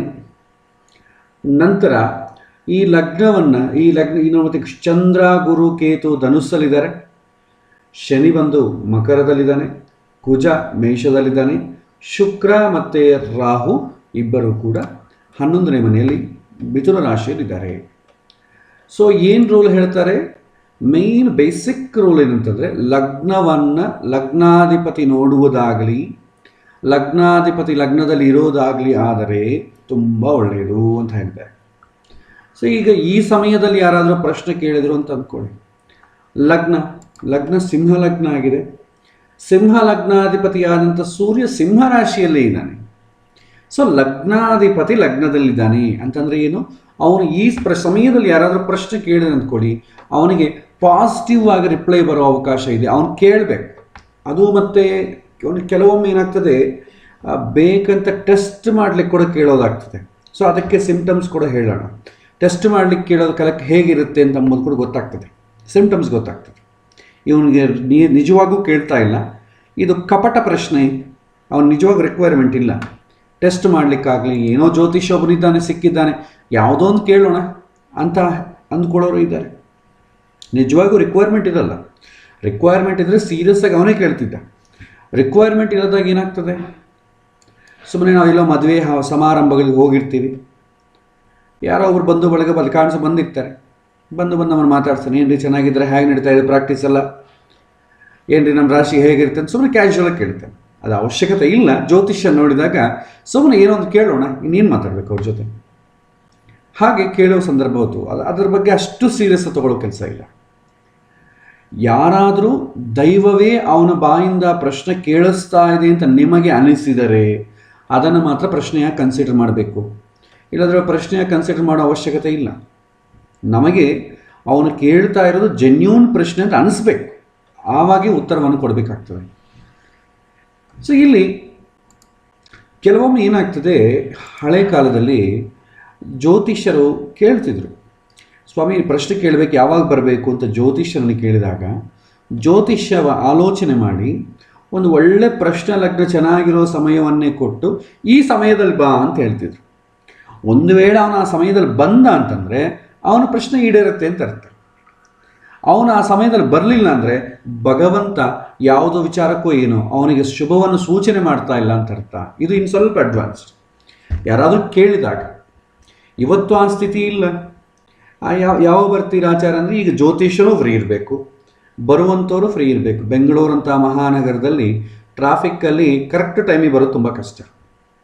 ಅದು ಟೈಮಿಂಗ್ಸ್ ಕೂಡ ನಾವು ಕೊಡೋಕ್ಕಾಗೋದಿಲ್ಲ. ಸೊ ಬೆಳಗ್ಗೆ ಬರ್ತೀವಿ, ಸಾಯಂಕಾಲ ಬರ್ತೀವಿ, ಅವ್ರು ಎಲ್ಲ ಕೆಲಸಗಳನ್ನ ಮುಗಿಸ್ಕೊಂಡು ಎಲ್ಲಿ ಫ್ರೀ ಟೈಮ್ ಇರ್ತೀವೋ ಅಲ್ಲೇ ಬರ್ತೀವಿ ಅಂತಾರೆ. ಸೊ ಈ ಸಂದರ್ಭದಲ್ಲಿ ಈ ಸಮಯದಲ್ಲೇ ಬರ್ರಿ ಅಂತ ಹೇಳೋದು ಕಷ್ಟ. ಒಂದು ವೇಳೆ ಬರಲಿಕ್ಕೆ ಆಗದಿದ್ರೂ ಸೂಚನೆ ಏನಾಗ್ತದೆ, ನೆಗೆಟಿವ್ ಆಗ್ತದೆ. ಸೊ ಇದು ಹಿಂದಿನ ಕಾಲದ್ದಂಥ ಪದ್ಧತಿ. ಸೊ ಮುಖ್ಯವಾದ ರೂಲ್ ಏನಂತಂದರೆ, ಲಗ್ನದಲ್ಲಿರೋದಾಗಲಿ ಲಗ್ನವನ್ನು ನೋಡುವುದಾಗಲಿ ಆಗಬೇಕು. ನೆಕ್ಸ್ಟ್ ಎರಡನೇದೇನೆಂದರೆ, ಲಗ್ನಾಧಿಪತಿಯಾದಂಥ ಗ್ರಹ ಶುಭ ಸ್ಥಾನದಲ್ಲಿರಬೇಕು, ಶುಭ ಗ್ರಹಗಳ ಜೊತೆ ಇರಬೇಕು, ಶುಭ ಗ್ರಹಗಳು ನೋಡಬೇಕು. ನಿಮಗೆ ಪ್ರಶ್ನೆಗೂ ಜಾತಕಕ್ಕೂ ಮುಹೂರ್ತಕ್ಕೂ ನೋಡುವ ಪದ್ಧತಿಯಲ್ಲಿ ಏನೂ ವೇರಿಯೇಷನ್ ಇಲ್ಲ, ಅನುಸಂಧಾನ ಮಾಡೋ ಪದ್ಧತಿಯಲ್ಲಿ ಮಾತ್ರವೇ ವೇರಿಯೇಷನ್. ಟೆಕ್ನಿಕಲಿ ಯಾವ ಡಿಫ್ರೆನ್ಸ್ ಇಲ್ಲ, ಓನ್ಲಿ ಶುಭ ಸಂಬಂಧ ಇರಬೇಕಷ್ಟೆ. ಜಾತಕದಲ್ಲಿ ಕೂಡ ಲಗ್ನ ಸ್ಥಾನದಲ್ಲಿ ಶುಭ ಗ್ರಹಗಳಿರಬೇಕು, ಲಗ್ನಾಧಿಪತಿ ಶುಭ ಸ್ಥಾನದಲ್ಲಿರಬೇಕು, ಅವನ ಜೊತೆ ಶುಭ ಗ್ರಹಗಳಿರಬೇಕು, ಶುಭ ಗ್ರಹಗಳು ನೋಡಬೇಕು. ಮುಹೂರ್ತದಲ್ಲೂ ಅಷ್ಟೇ, ಯಾವ ಲಗ್ನವನ್ನು ನಾವು ಫಿಕ್ಸ್ ಮಾಡ್ತೀವೋ ಆ ಲಗ್ನದಲ್ಲಿ ಶುಭ ಗ್ರಹಗಳಿರಬೇಕು, ಶುಭ ಗ್ರಹಗಳು ನೋಡಬೇಕು, ಲಗ್ನಾಧಿಪತಿ ಬಲವಾಗಿರಬೇಕು. ಸೇಮ್ ರೂಲೇ ಇಲ್ಲಿ ಅಪ್ಲೈ ಆಗ್ತದೆ. ಇಲ್ಲಿ ಮುಖ್ಯವಾಗಿ 2 ರೂಲ್ ಇದೆ. ಪ್ರಶ್ನೆ ಅಂತಂಬೋದು ಕ್ವಾಲಿಫೈ ಆಗಬೇಕು ಅಂತಂದರೆ ಲಗ್ನ ಅಂತಂಬೋದು ಲಗ್ನದಲ್ಲಿದ್ದು, ಲಗ್ನಾಧಿಪತಿ ಲಗ್ನದಲ್ಲಿದ್ದು ಅಥವಾ ಶುಭ ಗ್ರಹಗಳಿದ್ದು ಲಗ್ನಾಧಿಪತಿ ಶುಭ ಸ್ಥಾನದಲ್ಲಿದ್ದರೆ ಕ್ವಶನ್ ಫುಲ್ಫಿಲ್ ಆಗ್ತದೆ. ಅದರ ವೇರಿಯೇಷನ್ ಒಂದೊಂದು ಹೇಳ್ಕೊತ ಹೋಗೋಣ. ಯಾವ ಸಮಯದಲ್ಲಿ ನಮಗೆ ಲಗ್ನಾಧಿಪತಿ ಅನುಕೂಲ ಆಗುವುದಿಲ್ಲ ನೋಡಿ. ಈ ಚಕ್ರದಲ್ಲಿ ಈಗ ಹಾಕಿರುವಂಥ ಪ್ರಶ್ನೆ ಚಕ್ರದಲ್ಲಿ ಲಗ್ನಾಧಿಪತಿ ಲಗ್ನದಲ್ಲಿದ್ದಾನೆ, ಒಳ್ಳೆಯದು. ಮತ್ತು ಲಗ್ನವನ್ನು ಯಾರಾದರೂ ನೋಡ್ತಾ ಇದ್ದಾರ ನೋಡಿ, ಶುಭ ಗ್ರಹಗಳು ನೋಡಬೇಕು. ಗುರುಗ್ರಹ ನವಮ ದೃಷ್ಟಿಯಿಂದ ಲಗ್ನವನ್ನು ನೋಡ್ತಾ ಇದ್ದಾನೆ, ಒಳ್ಳೆಯದು. ಒಂದು ಶುಭ ಗ್ರಹ ನೋಡ್ತಾ ಇದೆ, ಆಲ್ರೆಡಿ ಲಗ್ನಾಧಿಪತಿಯ ಲಗ್ನದಲ್ಲಿದ್ದಾನೆ. ಬುಧ ದ್ವಿತೀಯಾಧಿಪತಿಯಾಗಿದ್ದಾನೆ, ಮಿತ್ರ ಆಗ್ತಾನೆ. ಬುಧ ಪಾಪಗ್ರಹವೇ, ಪಾಪಗ್ರಹ ಆದರೂ ಕೂಡ ವೆರಿ ಲೆಸ್ ಪ್ರಯಾರಿಟಿ. ನೀವು ಮೇಯ್ನ್ ಪ್ರಯಾರಿಟಿ ಕೊಡಬೇಕಾದ್ರು ಲಗ್ನದಲ್ಲಿ ಯಾವ ಗ್ರಹ ಇದೆ ಅದು ಮೇಯ್ನ್ ಪ್ರಯಾರಿಟಿ. ಇನ್ನು ಯಾವುದಾದ್ರೂ ಗ್ರಹ ನೋಡ್ತಾ ಇದೆಯಾ ಜೊತೆಗಿದೆಯಾ ಅಂತಂಬೋದು ಸೆಕೆಂಡ್ರಿ ಪ್ರಯಾರಿಟಿ. ಅದು ಹೋಗ್ತಾ ಹೋಗ್ತಾ ಪ್ರಾಕ್ಟೀಸ್ ಮಾಡ್ತಾ ಗೊತ್ತಾಗ್ತದೆ. ಈಗ ಕೆಲವೊಂದು ಸಂದರ್ಭದಲ್ಲಿ ಅವ್ರು ಕೇಳಿದಂಥ ಪ್ರಶ್ನೆ ಕ್ವಾಲಿಫೈ ಆಗೋದಿಲ್ಲ. ಅದು ಹೇಗೆ ಅಂತಂಬೋದು ನೋಡೋಣ. ಈಗ ನಾನು 7 o'clock ಹಾಕಿದ್ದೀನಲ್ಲ, ನಾನು ಲಗ್ನ ಚೇಂಜ್ ಮಾಡ್ತೇನೆ. ಸೊ 5 o'clock ಹಾಕಿದ್ದೀನಿ. ಸೊ 5 ಗಂಟೆಗೆ ಯಾರನ್ನ ಪ್ರಶ್ನೆ ಹಾಕಿದರೆ ಹೇಗಿರುತ್ತೆ? ಆ ಸಮಯದಲ್ಲಿ ಏನಾಗಿದೆ? ಕರ್ಕ ಲಗ್ನ ಆಗಿದೆ. ಸೊ ಲಗ್ನದಲ್ಲಿ ಶುಭ ಗ್ರಹಗಳಿದ್ದಾರಾ? ಇಲ್ಲ. ಮೇಯ್ನ್ ಲಗ್ನಾಧಿಪತಿ ಲಗ್ನವನ್ನು ನೋಡಬೇಕು. ಸೊ ಇವನ ಪ್ರಶ್ನೆ ಕೇಳಿದ ಸಮಯದಲ್ಲಿ ಲಗ್ನಾಧಿಪತಿ ಏನಾದರೂ ಲಗ್ನವನ್ನು ನೋಡ್ತಾ ಇದ್ದಾನಾ? ಇಲ್ಲ. ಲಗ್ನಾಧಿಪತಿಯಾದ ಚಂದ್ರ 6ನೇ ಮನೆಯಲ್ಲಿದ್ದಾನೆ. ಲಗ್ನವನ್ನು ಪಾಪಗ್ರಹ ಆದಂಥ ಶನಿ ನೋಡ್ತಾ ಇದೆ. ಹಾಗೆ ಕುಜ 4ಥ ದೃಷ್ಟಿಯಿಂದ ಲಗ್ನನ ನೋಡ್ತಾ ಇದೆ. ಲಗ್ನಾಧಿಪತಿಯಾದವನು ಅಗೈನ್ 6ನೇ ಮನೆಗಿದ್ದಾನೆ, ಕೇತು ಜೊತೆಗಿದ್ದಾನೆ, ಗುರುವಿನ ಜೊತೆಗಿದ್ದಾನೆ. ಸೊ ಗುರುವು ಅಂತಂಬೋದು ಒಂದೇ ಒಂದು ಶುಭ ಗ್ರಹ. ಅಂದರೆ ಓವರಾಲ್ ನೋಡಿದ್ರೆ ಪಾಪ ಸಂಬಂಧ ಜಾಸ್ತಿ ಇದೆ, ಶುಭ ಸಂಬಂಧ ಕಡಿಮೆ ಇದೆ. ಸೊ ಗುರು ಒಂದೇ ಇರೋದು. ಸೊ ಎಲ್ಲ ಆಸ್ಪೆಕ್ಟ್ ನೋಡಿದ್ರೆ, ಒಂದು ಲಗ್ನವನ್ನು ಶನಿ ನೋಡ್ತಾ ಇದ್ದಾನೆ, ಒಂದು ಮತ್ತು ಕುಜ ನೋಡ್ತಾ ಇದ್ದಾನೆ, 2, 6ನೇ ಮನೆಗಿದ್ದಾನೆ 3, ಕೇತು ಜೊತೆಗಿದ್ದಾನೆ 4 ಪಾಪ ಸಂಬಂಧ, 1 ಶುಭ ಸಂಬಂಧ. ಟೋಟಲ್ 5ರಲ್ಲಿ 1 ಮಾತ್ರ ಅನುಕೂಲ. ಅಂದರೆ 20% ಅನುಕೂಲ. ಸೊ 20% ಇದ್ರೆ ಇಟ್ಸ್ ನಾಟ್ ಮೇಜರ್. ಸೊ ಕೆಲಸ ಆಗೋದಕ್ಕೆ 20% ಚಾನ್ಸಸ್ ಇದ್ದರೆ ಆಗದೇ ಇರೋದಕ್ಕೆ 80% ಚಾನ್ಸಸ್ ಇದೆ. ಸೊ ಈ ಸಮಯದಲ್ಲಿ ನಾವು ಏನು ಉತ್ತರ ಕೊಡಬೇಕು ಅಂದರೆ, ತುಂಬ ಎಫರ್ಟ್ ಇಟ್ಟರೆ ಆಗ್ಬೋದೇನೋ, ಆದರೆ ಆ ಮೆಜಾರಿಟಿ ಪೋರ್ಷನ್ ಆಗೋದಿಲ್ಲ ಅಂತ ಅಂಬೋದಿದ್ದಾದ ಕಾರಣ ಆಗೋದಿಲ್ಲ ಅಂತಲೇ ಹೇಳ್ತೇವೆ. ತುಂಬ ಕಷ್ಟಪಡಬೇಕಾಗ್ತದೆ, ಆದರೂ ಆಗುತ್ತೆ ಅಂತ ಗ್ಯಾರಂಟಿ ಇಲ್ಲ ಅಂತ ಹೇಳ್ತೇವೆ. ಅದೇ ನಿಮಗೆ ಪ್ರಯಾರಿಟಿ 5 ವಿಚಾರದಲ್ಲಿ 3 ಶುಭ ಸಂಬಂಧ, 2 ಪಾಪ ಸಂಬಂಧ ಅಂತ ಅಂದ್ಕೊಳ್ಳಿ. 40% ಚೆನ್ನಾಗಿದೆ ಅಂದ್ಕೊಳ್ಳಿ, ಸ್ವಲ್ಪ ಕಷ್ಟ ಜಾಸ್ತಿ ಪಡಬೇಕಾಗುತ್ತೆ ಅಂತ ಹೇಳ್ತೇವೆ. ಅದೇ 60% ಚೆನ್ನಾಗಿದೆ, ಶುಭ ಇದೆ, 40% ಪಾಪ ಇದೆ ಅಂದರೆ ಕೆಲಸ ಆಗತ್ತೆ ಅಂತ ಒಂದು ಧೈರ್ಯವನ್ನು ಕೊಟ್ಟು, ಆದರೂ ಪಾಪ ಸಂಬಂಧ ಇದಲ್ವ, ಸೊ ಸ್ವಲ್ಪ ಕಷ್ಟ ಕೂಡ ಆಗ್ತದೆ. ಆ ಕಷ್ಟದಿಂದ ಹಿಂದೆ ಹೆಜ್ಜರಿಲಿಕ್ಕೆ ಕೂಡ ಅವಕಾಶ ಇರುತ್ತೆ. ಆದರೂ ಆತ್ಮವಿಶ್ವಾಸದಿಂದ ನೀವು ಮುಂದಕ್ಕೆ ಹೋಗಬೇಕು ಅಂತ ಹೇಳಬೇಕು. 80% ಇದೆ, 80-20, 80 ಶುಭ 20 ಪಾಪ, ಇದು ಸಂಬಂಧ ಇತ್ತು ಅಂದ್ಕೊಡಿ. ಆವಾಗ ಏನು ಹೇಳ್ತೀವಿ, ಕೆಲಸ ಆಗತ್ತೆ. ಮಧ್ಯದಲ್ಲಿ ವಿಘ್ನಗಳಾಗತ್ತೆ, ಏನು ಹೆದರಬೇಡಿ, ಧೈರ್ಯವಾಗಿ ಹೋಗಿ. ನಮ್ಮ ವಾಯ್ಸೆಲ್ಲ ಚೇಂಜ್ ಮಾಡ್ತೀವಿ ನೋಡಿ. 100% ಚೆನ್ನಾಗಿದ್ದರೆ ಕೆಲಸ ಆಗತ್ತೆ ಅಂತ ಹೇಳ್ಬಿಡ್ತೀವಿ. ನೀವು ಯಾವ ಗ್ರಹಗಳಿರುವಂಥ ಸ್ಥಿತಿಯನ್ನು ಕಂಡುಹಿಡಿಯೋದೊಂದಾದರೆ ಅದನ್ನು ಅವ್ರಿಗೆ ಎಕ್ಸ್ಪ್ಲೈನ್ ಮಾಡೋದು ಇನ್ನೊಂದಿದೆ. ಸೊ ಹೇಗೆ ಎಕ್ಸ್ಪ್ಲೈನ್ ಮಾಡಬೇಕು ಅಂತಂಬೋದು ನೀವು ಇದರಲ್ಲಿ ತಿಳ್ಕೊಳ್ಬೇಕು. ಇದು ಜನರಲ್ಲಾಗಿ ಪ್ರಾಕ್ಟಿಕಲ್గా ಬರುವ ಸಮಸ್ಯೆಗಳು. ನಿಮಗೆ ಜಾತಕದಲ್ಲಿ ಪಾಠ ಪ್ರಕಾರ ಶ್ಲೋಕ ಪ್ರಕಾರ ಹೇಳಿಬಿಟ್ರೆ ಅವ್ರು ಹೇಳ್ತಾರೆ, ಬಟ್ ಇದನ್ನು ಕಾಮನ್ ಸೆನ್ಸ್ ವಿಚಾರವನ್ನು ನಾವು ಉಪಯೋಗ ಮಾಡಬೇಕು. ಸ್ವಲ್ಪ ಜಾತಕ ಭಾಗವನ್ನು ಕೂಡ ತರೋ ಇದ್ದರೆ ಪ್ರಶ್ನೆ ಭಾಗ ತುಂಬ ಸುಲಭ, ಏನೂ ಕಷ್ಟ ಇಲ್ಲ. 2-3 ಟೆಕ್ನಿಕ್ಸ್ ಬದಲಾವಣೆ ಮಾಡಿದ್ರೆ ಸರಿ ಹೋಗುತ್ತೆ. ಓಕೆ, ಸೊ ಇಲ್ಲಿ ಒಂದು ವೇಳೆ ಪ್ರಶ್ನೆ ಫುಲ್ಫಿಲ್ಮೆಂಟ್ ಆಗಬೇಕು ಅಂತಂದರೆ ಯಾವ ಸಂದರ್ಭಗಳಿದೆ ಅಂತಂಬೋದು ನಮಗೆ ದೈವಜ್ಞವಲ್ಲಭಾಲಿ ಇನ್ನೊಂದು ಕೆಲವಿನ ಸೂತ್ರಗಳು ಹೇಳಿದ್ದಾರೆ. ಈಗ ಫಸ್ಟ್ ಹೇಳಿದ್ವಲ್ಲ, ಲಗ್ನಾಧಿಪತಿ ಲಗ್ನದಲ್ಲೇ ಇರಬೇಕು ಅಥವಾ ಲಗ್ನವನ್ನು ನೋಡಬೇಕು. ಲಗ್ನಾಧಿಪತಿ ಕೇಂದ್ರ ಕೋಣ ಸ್ಥಾನದಲ್ಲಿದ್ದರೆ ಫಸ್ಟ್ ಅವನು ಏನು ಪ್ರಶ್ನೆ ಕೇಳ್ತಾನೋ ಅದು ಫುಲ್ಫಿಲ್ ಆಗಲಿಕ್ಕೆ ಅವಕಾಶ ಇದೆ ಅಂತ ಹೇಳ್ತಾನೆ. ಇನ್ನೂ ಸ್ವಲ್ಪ ಬಲವಾಗಿ ನಾವು ನೋಡಬೇಕು ಅಂತಂದರೆ ಏನಂತಂದರೆ, ಯಾವ ಸಮಯದಲ್ಲಿ ಲಗ್ನ ಅವನು ಕೇಳಿದಂಥ ಪ್ರಶ್ನೆ ಪ್ರತಿಕೂಲವಾಗಿರುತ್ತೆ ಅಂತಂದರೆ, ಇದಕ್ಕೆ ವಿಪರೀತವಾಗಿ ಲಗ್ನಾಧಿಪತಿ ನೀಚ ಸ್ಥಾನದಲ್ಲಿರೋದು, ಅಸ್ತಂಗತನಾಗೋದು, ಹೀಗೇನಾದರೆ ಅವಾಗೇನಾಗ್ತದೆ, ನಿಮಗೆ ಪ್ರಶ್ನೆ ಕ್ವಾಲಿಫೈ ಆಗೋದಿಲ್ಲ. ನೆಕ್ಸ್ಟ್ ಪಾಪಗ್ರಹಗಳು ಲಗ್ನದಲ್ಲಿರೋದು. ಪಾಪಗ್ರಹಗಳೇನಾದರೂ ಲಗ್ನದಲ್ಲಿ ತಂದ್ಕೊಳ್ಳಿ ಅಥವಾ ಲಗ್ನವನ್ನು ನೋಡಿ ತಂದ್ಕೊಳ್ಳಿ, ಆವಾಗೂ ಅನುಕೂಲ ಆಗೋದಿಲ್ಲ. ಪಾಪಗ್ರಹಗಳು ಲಗ್ನದಲ್ಲಿದ್ದರೆ ವೇರಿಯೇಷನ್ ಬೇರೆ, ಲಗ್ನವನ್ನು ನೋಡಿದರೆ ವೇರಿಯೇಷನ್ ಬೇರೆ. ಇದನ್ನು ನೀವು ಡಿಫ್ರೆನ್ಸ್ ಅಂತ ತಿಳ್ಕೊಳ್ಬೇಕು. ಎರಡೂ ಒಂದಕ್ಕೆ ಹಾಕಲಿಕ್ಕೆ ಬರೋದಿಲ್ಲ. ಈಗ ಒಬ್ಬ ಕೆಟ್ಟವನು ನಮ್ಮ ಮನೆಯಲ್ಲೇ ವಾಸ ಮಾಡೋದು ಹೇಗಿದೆ, ಕೆಟ್ಟವನು ನಮ್ಮ ಮನೆ ಎದುರುಗಡೆ ಇದ್ದರೆ ಹೇಗಿದೆ, ಡಿಫ್ರೆನ್ಸ್ ಇದೆಯಾ ಇಲ್ವೋ? ಮನೆಗಿದ್ರೆ ಡ್ಯಾಮೇಜ್ ಜಾಸ್ತಿ ಆಗ್ತದೆ, ಹೊರಗಡೆ ಇದ್ದರೆ ಏನೋ ಸ್ವಲ್ಪ ಕೆಲವೇ ಟೈಮಲ್ಲಿ ಬರ್ತಾನೆ, ಆ ಟೈಮಲ್ಲಿ ತಲೆ ಕೆಡಿಸ್ತಾನೆ. ಅದು ಹೇಳ್ತಾರೆ, ಒಂದು ಶಾಸ್ತ್ರದಲ್ಲಿ ಹೇಳ್ತಾರೆ, ಮನುಷ್ಯ ತುಂಬ ಪಾಪವನ್ನು ಮಾಡಿಕೊಂಡ ಅಂದ್ಕೊಳ್ಳಿ, ಶತ್ರು ಸ್ವಲ್ಪ ಪಾಪ ಮಾಡಿದರೆ ಶತ್ರು ಹೊರಗಡೆ ಇರ್ತಾನೆ. ತುಂಬ ಜಾಸ್ತಿ ಪಾಪ ಮಾಡಿಕೊಂಡ್ರೆ ಶತ್ರು ಮಗಳ ರೂಪದಲ್ಲಿ ಮನೆ ಇರ್ತಾರೆ. ಯಾವುದು ಡೇಂಜರಸ್ ನೋಡಿ, ಡ್ಯಾಮೇಜ್ ಜಾಸ್ತಿ ಯಾವುದು ಕ್ಲೈಮ್ ಮಾಡುತ್ತೆ. ಹಾಗೆ ಪಾಪಗ್ರಹಗಳು ಲಗ್ನದಲ್ಲಿರೋದು ತುಂಬ ಕಷ್ಟ, ಅದು ತುಂಬ ಹೆಚ್ಚು ಡ್ಯಾಮೇಜನ್ನು ಕ್ಲೈಮ್ ಮಾಡುತ್ತೆ. ಪಾಪಗ್ರಹಗಳ ಲಗ್ನವನ್ನು ನೋಡೋದು ನಿಮಗೆ 25% ಮಾತ್ರವೇ ಡ್ಯಾಮೇಜ್ ಕ್ಲೈಮ್ ಮಾಡುತ್ತೆ. ಈ ವೇರಿಯೇಷನ್ ಗೊತ್ತಿರಬೇಕು. ಇಲ್ಲ ಪಾಪಗ್ರಹಗಳು ಲಗ್ನವನ್ನು ನೋಡಿದರೂ ಒಂದೇ ಥರ ಇರೋದು ಒಂದೇ ಥರ ಅಂತಂದರೆ ನಮಗೆ ಫಲವನ್ನು ನಿರ್ಧಾರ ಮಾಡೋಕ್ಕಾಗೋದಿಲ್ಲ. ದೃಷ್ಟಿ ಅಂತಂಬೋದು ಕೊನೆಯ ಪಕ್ಷ, ಲಾಸ್ಟ್ ಪ್ರಯಾರಿಟಿ. ದೃಷ್ಟಿ ನೋಡೋದಾಗಲಿ, ಶತ್ರು ಸ್ಥಾನಗಳಲ್ಲಿ ಇರೋದಾಗಲಿ, ಇದು ಲಾಸ್ಟ್ ಪ್ರಯಾರಿಟಿ. ಅದಕ್ಕೆ ಓನ್ಲಿ 25% ಮಾತ್ರವೇ ಪ್ರಯಾರಿಟಿ. ಶುಭ ಪಾಪ ಸಂಬಂಧಗಳ ವೇರಿಯೇಷನ್ ನಿಮ್ಗೆ ಅನೇಕ ಬಾರಿ ಹೇಳಿದ್ವಿ. ಒಬ್ಬನು ಕೆಟ್ಟವನಾಗಲಿ ಒಳ್ಳೆಯನಾಗಲಿ, ಅವನು ನಮ್ಮ ಮನೆ ಎದುರುಗಡೆ ಇದ್ದರೆ ಹೆಂಗಿರುತ್ತೆ, ನಾವು ಅವನ ಜೊತೆನೇ ಸುತ್ತಾ ಇದ್ದರೆ ಹೆಂಗಿರುತ್ತೆ, ಆ ಕೆಟ್ಟವನೇ ನಮ್ಮ ಮನೆಗಿದ್ರೆ ಹೆಂಗಿರುತ್ತೆ, ಅದು ಒಳ್ಳೆಯನಾಗಲಿ ಕೆಟ್ಟವನಾಗಲಿ. ಸೊ ವೇರಿಯೇಷನ್ ಇದೆ. ಅದೇ ಥರ ಒಂದು ಗ್ರಹ ಶುಭ ಸ್ಥಾನದಲ್ಲಿದ್ದರೆ ಹೇಗಿರುತ್ತೆ, ಶುಭ ಗ್ರಹದ ಜೊತೆ ಇದ್ದರೆ ಹೇಗಿರುತ್ತೆ, ಶುಭ ಗ್ರಹ ನೋಡಿದರೆ ಹೇಗಿರುತ್ತೆ. ಶುಭ ಗ್ರಹದ ಜೊತೆ ಇದ್ದರೆ ಜಾಸ್ತಿ ಪುಣ್ಯ, ಶುಭ ಗ್ರಹ ನೋಡಿದರೆ ಸ್ವಲ್ಪ ಅದಕ್ಕಿಂತ ಕಡಿಮೆ, 25% ಪುಣ್ಯ.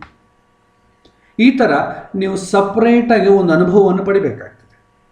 ಅದು ನಿಮಗೆ ಮ್ಯಾಥಮೆಟಿಕಲಿ ರೆಪ್ರೆಸೆಂಟ್ ಮಾಡೋಕ್ಕಾಗಲ್ಲ, ಅವರವರ ಅನುಭವದ ಮೇಲೆ ಹೋಗುತ್ತೆ. ಓಕೆ, ಈಗ ಲಗ್ನಾಧಿಪತಿ ನೀಚ ಆಗಬಾರ್ದು, ಲಗ್ನಾಧಿಪತಿ ಅಸ್ತಂಗತನಾಗಬಾರ್ದು, ಲಗ್ನದಲ್ಲಿ ಪಾಪಗ್ರಹಗಳಿರಬಾರ್ದು, ಲಗ್ನವನ್ನು ಪಾಪಗ್ರಹಗಳು ನೋಡಬಾರ್ದು, ಲಗ್ನಾಧಿಪತಿ ದುಷ್ಟ ಸ್ಥಾನದಲ್ಲಿ ಇರಬಾರ್ದು. These are the rules. ಈಗ ನಾವು ಒಂದೊಂದಾಗಿ ಬರೋಣ. ಈಗ ಈ ಜಾತಕದಲ್ಲಿ ಇವತ್ತಿನ ದಿನ ಜಾತಕ ತಗೊಂಡ್ರೆ ಮೇಷ ಲಗ್ನದಿಂದ ಬರೋಣ ಪ್ರಾಕ್ಟೀಸ್ಗೋಸ್ಕರ. ಸೊ ಮೇಷ ಲಗ್ನದಲ್ಲಿ ಯಾರಾದರೂ ಪ್ರಶ್ನೆ ಹಾಕಿರಿ ಅಂದ್ಕೊಳ್ಳಿ, ಲಗ್ನಾಧಿಪತಿ ಲಗ್ನದಲ್ಲಿದ್ದಾನೆ, ತುಂಬ ಒಳ್ಳೆಯದು, ಯಾಕಂದರೆ ಮೇನ್ ರೂಲ್ ಫುಲ್ಫಿಲ್ ಆಯ್ತಲ್ಲ. ಪ್ಲಸ್ ಲಗ್ನವನ್ನು ಯಾರಾದರೂ ನೋಡ್ತಾ ಇದ್ದಾರಾ ಅಂತಂದರೆ ಗುರುಗ್ರಹ ಪಂಚಮ ದೃಷ್ಟಿಯಿಂದ ಲಗ್ನವನ್ನು ನೋಡ್ತಾ ಇದ್ದಾನೆ. ಸೊ 100% ಒಳ್ಳೆಯದು, ಚೆನ್ನಾಗಿದೆ. ಈ ಟೈಮಲ್ಲಿ ಯಾರಾದರೂ ಪ್ರಶ್ನೆ ಕೇಳಿದ್ರೆ ಅಂದ್ಕೊಳ್ಳಿ, ಫುಲ್ಫಿಲ್ ಆಗುತ್ತೆ ಅಂತ ಹೇಳ್ತೀವಿ. ಇಲ್ಲ ಇನ್ನೊಂದು ಲಗ್ನ ಚೇಂಜ್ ಆಯಿತು, ವೃಷಭ ಲಗ್ನದಲ್ಲಿ ಪ್ರಶ್ನೆ ಕೇಳಿದ್ರು. ಸೊ ಲಗ್ನದಲ್ಲಿ ಯಾರೂ ಇಲ್ಲ, ಲಗ್ನವನ್ನು ಯಾರನ್ನ ನೋಡ್ತಾ ಇದ್ದಾರಾ ಅಂತಂದರೆ ಯಾವ ಗ್ರಹವೂ ಲಗ್ನವನ್ನು ನೋಡ್ತಾ ಇಲ್ಲ. ಲಗ್ನಾಧಿಪತಿಯಾದಂಥ ಶುಕ್ರ ದ್ವಿತೀಯ ಸ್ಥಾನ, ಅದು ತಟಸ್ಥ ಸ್ಥಾನದಲ್ಲಿದ್ದಾನೆ. ಇಷ್ಟು ಮಾತ್ರ ತಗೊಂಬೋಣ, ಇನ್ನು ಯಾರ ಜೊತೆಗಿದೆ ಅದೆಲ್ಲ ಕೂಡ ಮತ್ತೆ ನೋಡೋಣ. ಸೊ ಲಗ್ನದಲ್ಲಿ ಯಾರೂ ಇಲ್ಲ, ಲಗ್ನವನ್ನು ಯಾರೂ ನೋಡ್ತಾ ಇಲ್ಲ, ಲಗ್ನಾಧಿಪತಿ ನೀಚ ಆಗಿಲ್ಲ, ಲಗ್ನಾಧಿಪತಿ ಅಸ್ತ ಆಗಿಲ್ಲ, ಲಗ್ನಾಧಿಪತಿ 6, 8, 12 ಮನೆಗಳಲ್ಲಿ ಇಲ್ಲ. ಓಕೆ, ಸೊ ಈ ಥರ ಸ್ಥಿತಿ ಇದೆ. ಒಂದು ನಿಮಿಷ, ನಿಮಗೆ ನಂದು ಪವರ್ ಪಾಯಿಂಟ್ ಕಾಣಿಸ್ತಾ ಇದೆಯಾ? ಕಾಣಿಸ್ತಾ ಇದ್ದರೆ ಕೆಲವರು ಪವರ್ ಪಾಯಿಂಟ್ ಶೋ ಕಾಣಿಸ್ತಾ ಇಲ್ಲ ಸ್ಕ್ರೀನ್ ಅಂತ ಹೇಳಿದ್ದಾರೆ. ಒಂದ್ಸಲ ನೋಡಿ, ಇಲ್ಲದ್ರೆ ನಾನು ಇನ್ನೊಂದ್ಸಲ ರೀಚೆಕ್ ಮಾಡಿ ಇನ್ನೊಂದ್ಸಲ ಶೇರ್ ಮಾಡ್ತೀನಿ. ಒಂದು ನಿಮಿಷ, ಇನ್ನೊಂದ್ಸಲ ಶೇರ್ ಮಾಡ್ತೀನಿ. ನಾನು ಯಾಕೋ ಆ ಪವರ್ ಪಾಯಿಂಟ್ ಕಾಣಿಸ್ತಾ ಇಲ್ಲ ಅಂತಿದ್ದಾರೆ. ಒಂದು ನಿಮಿಷ.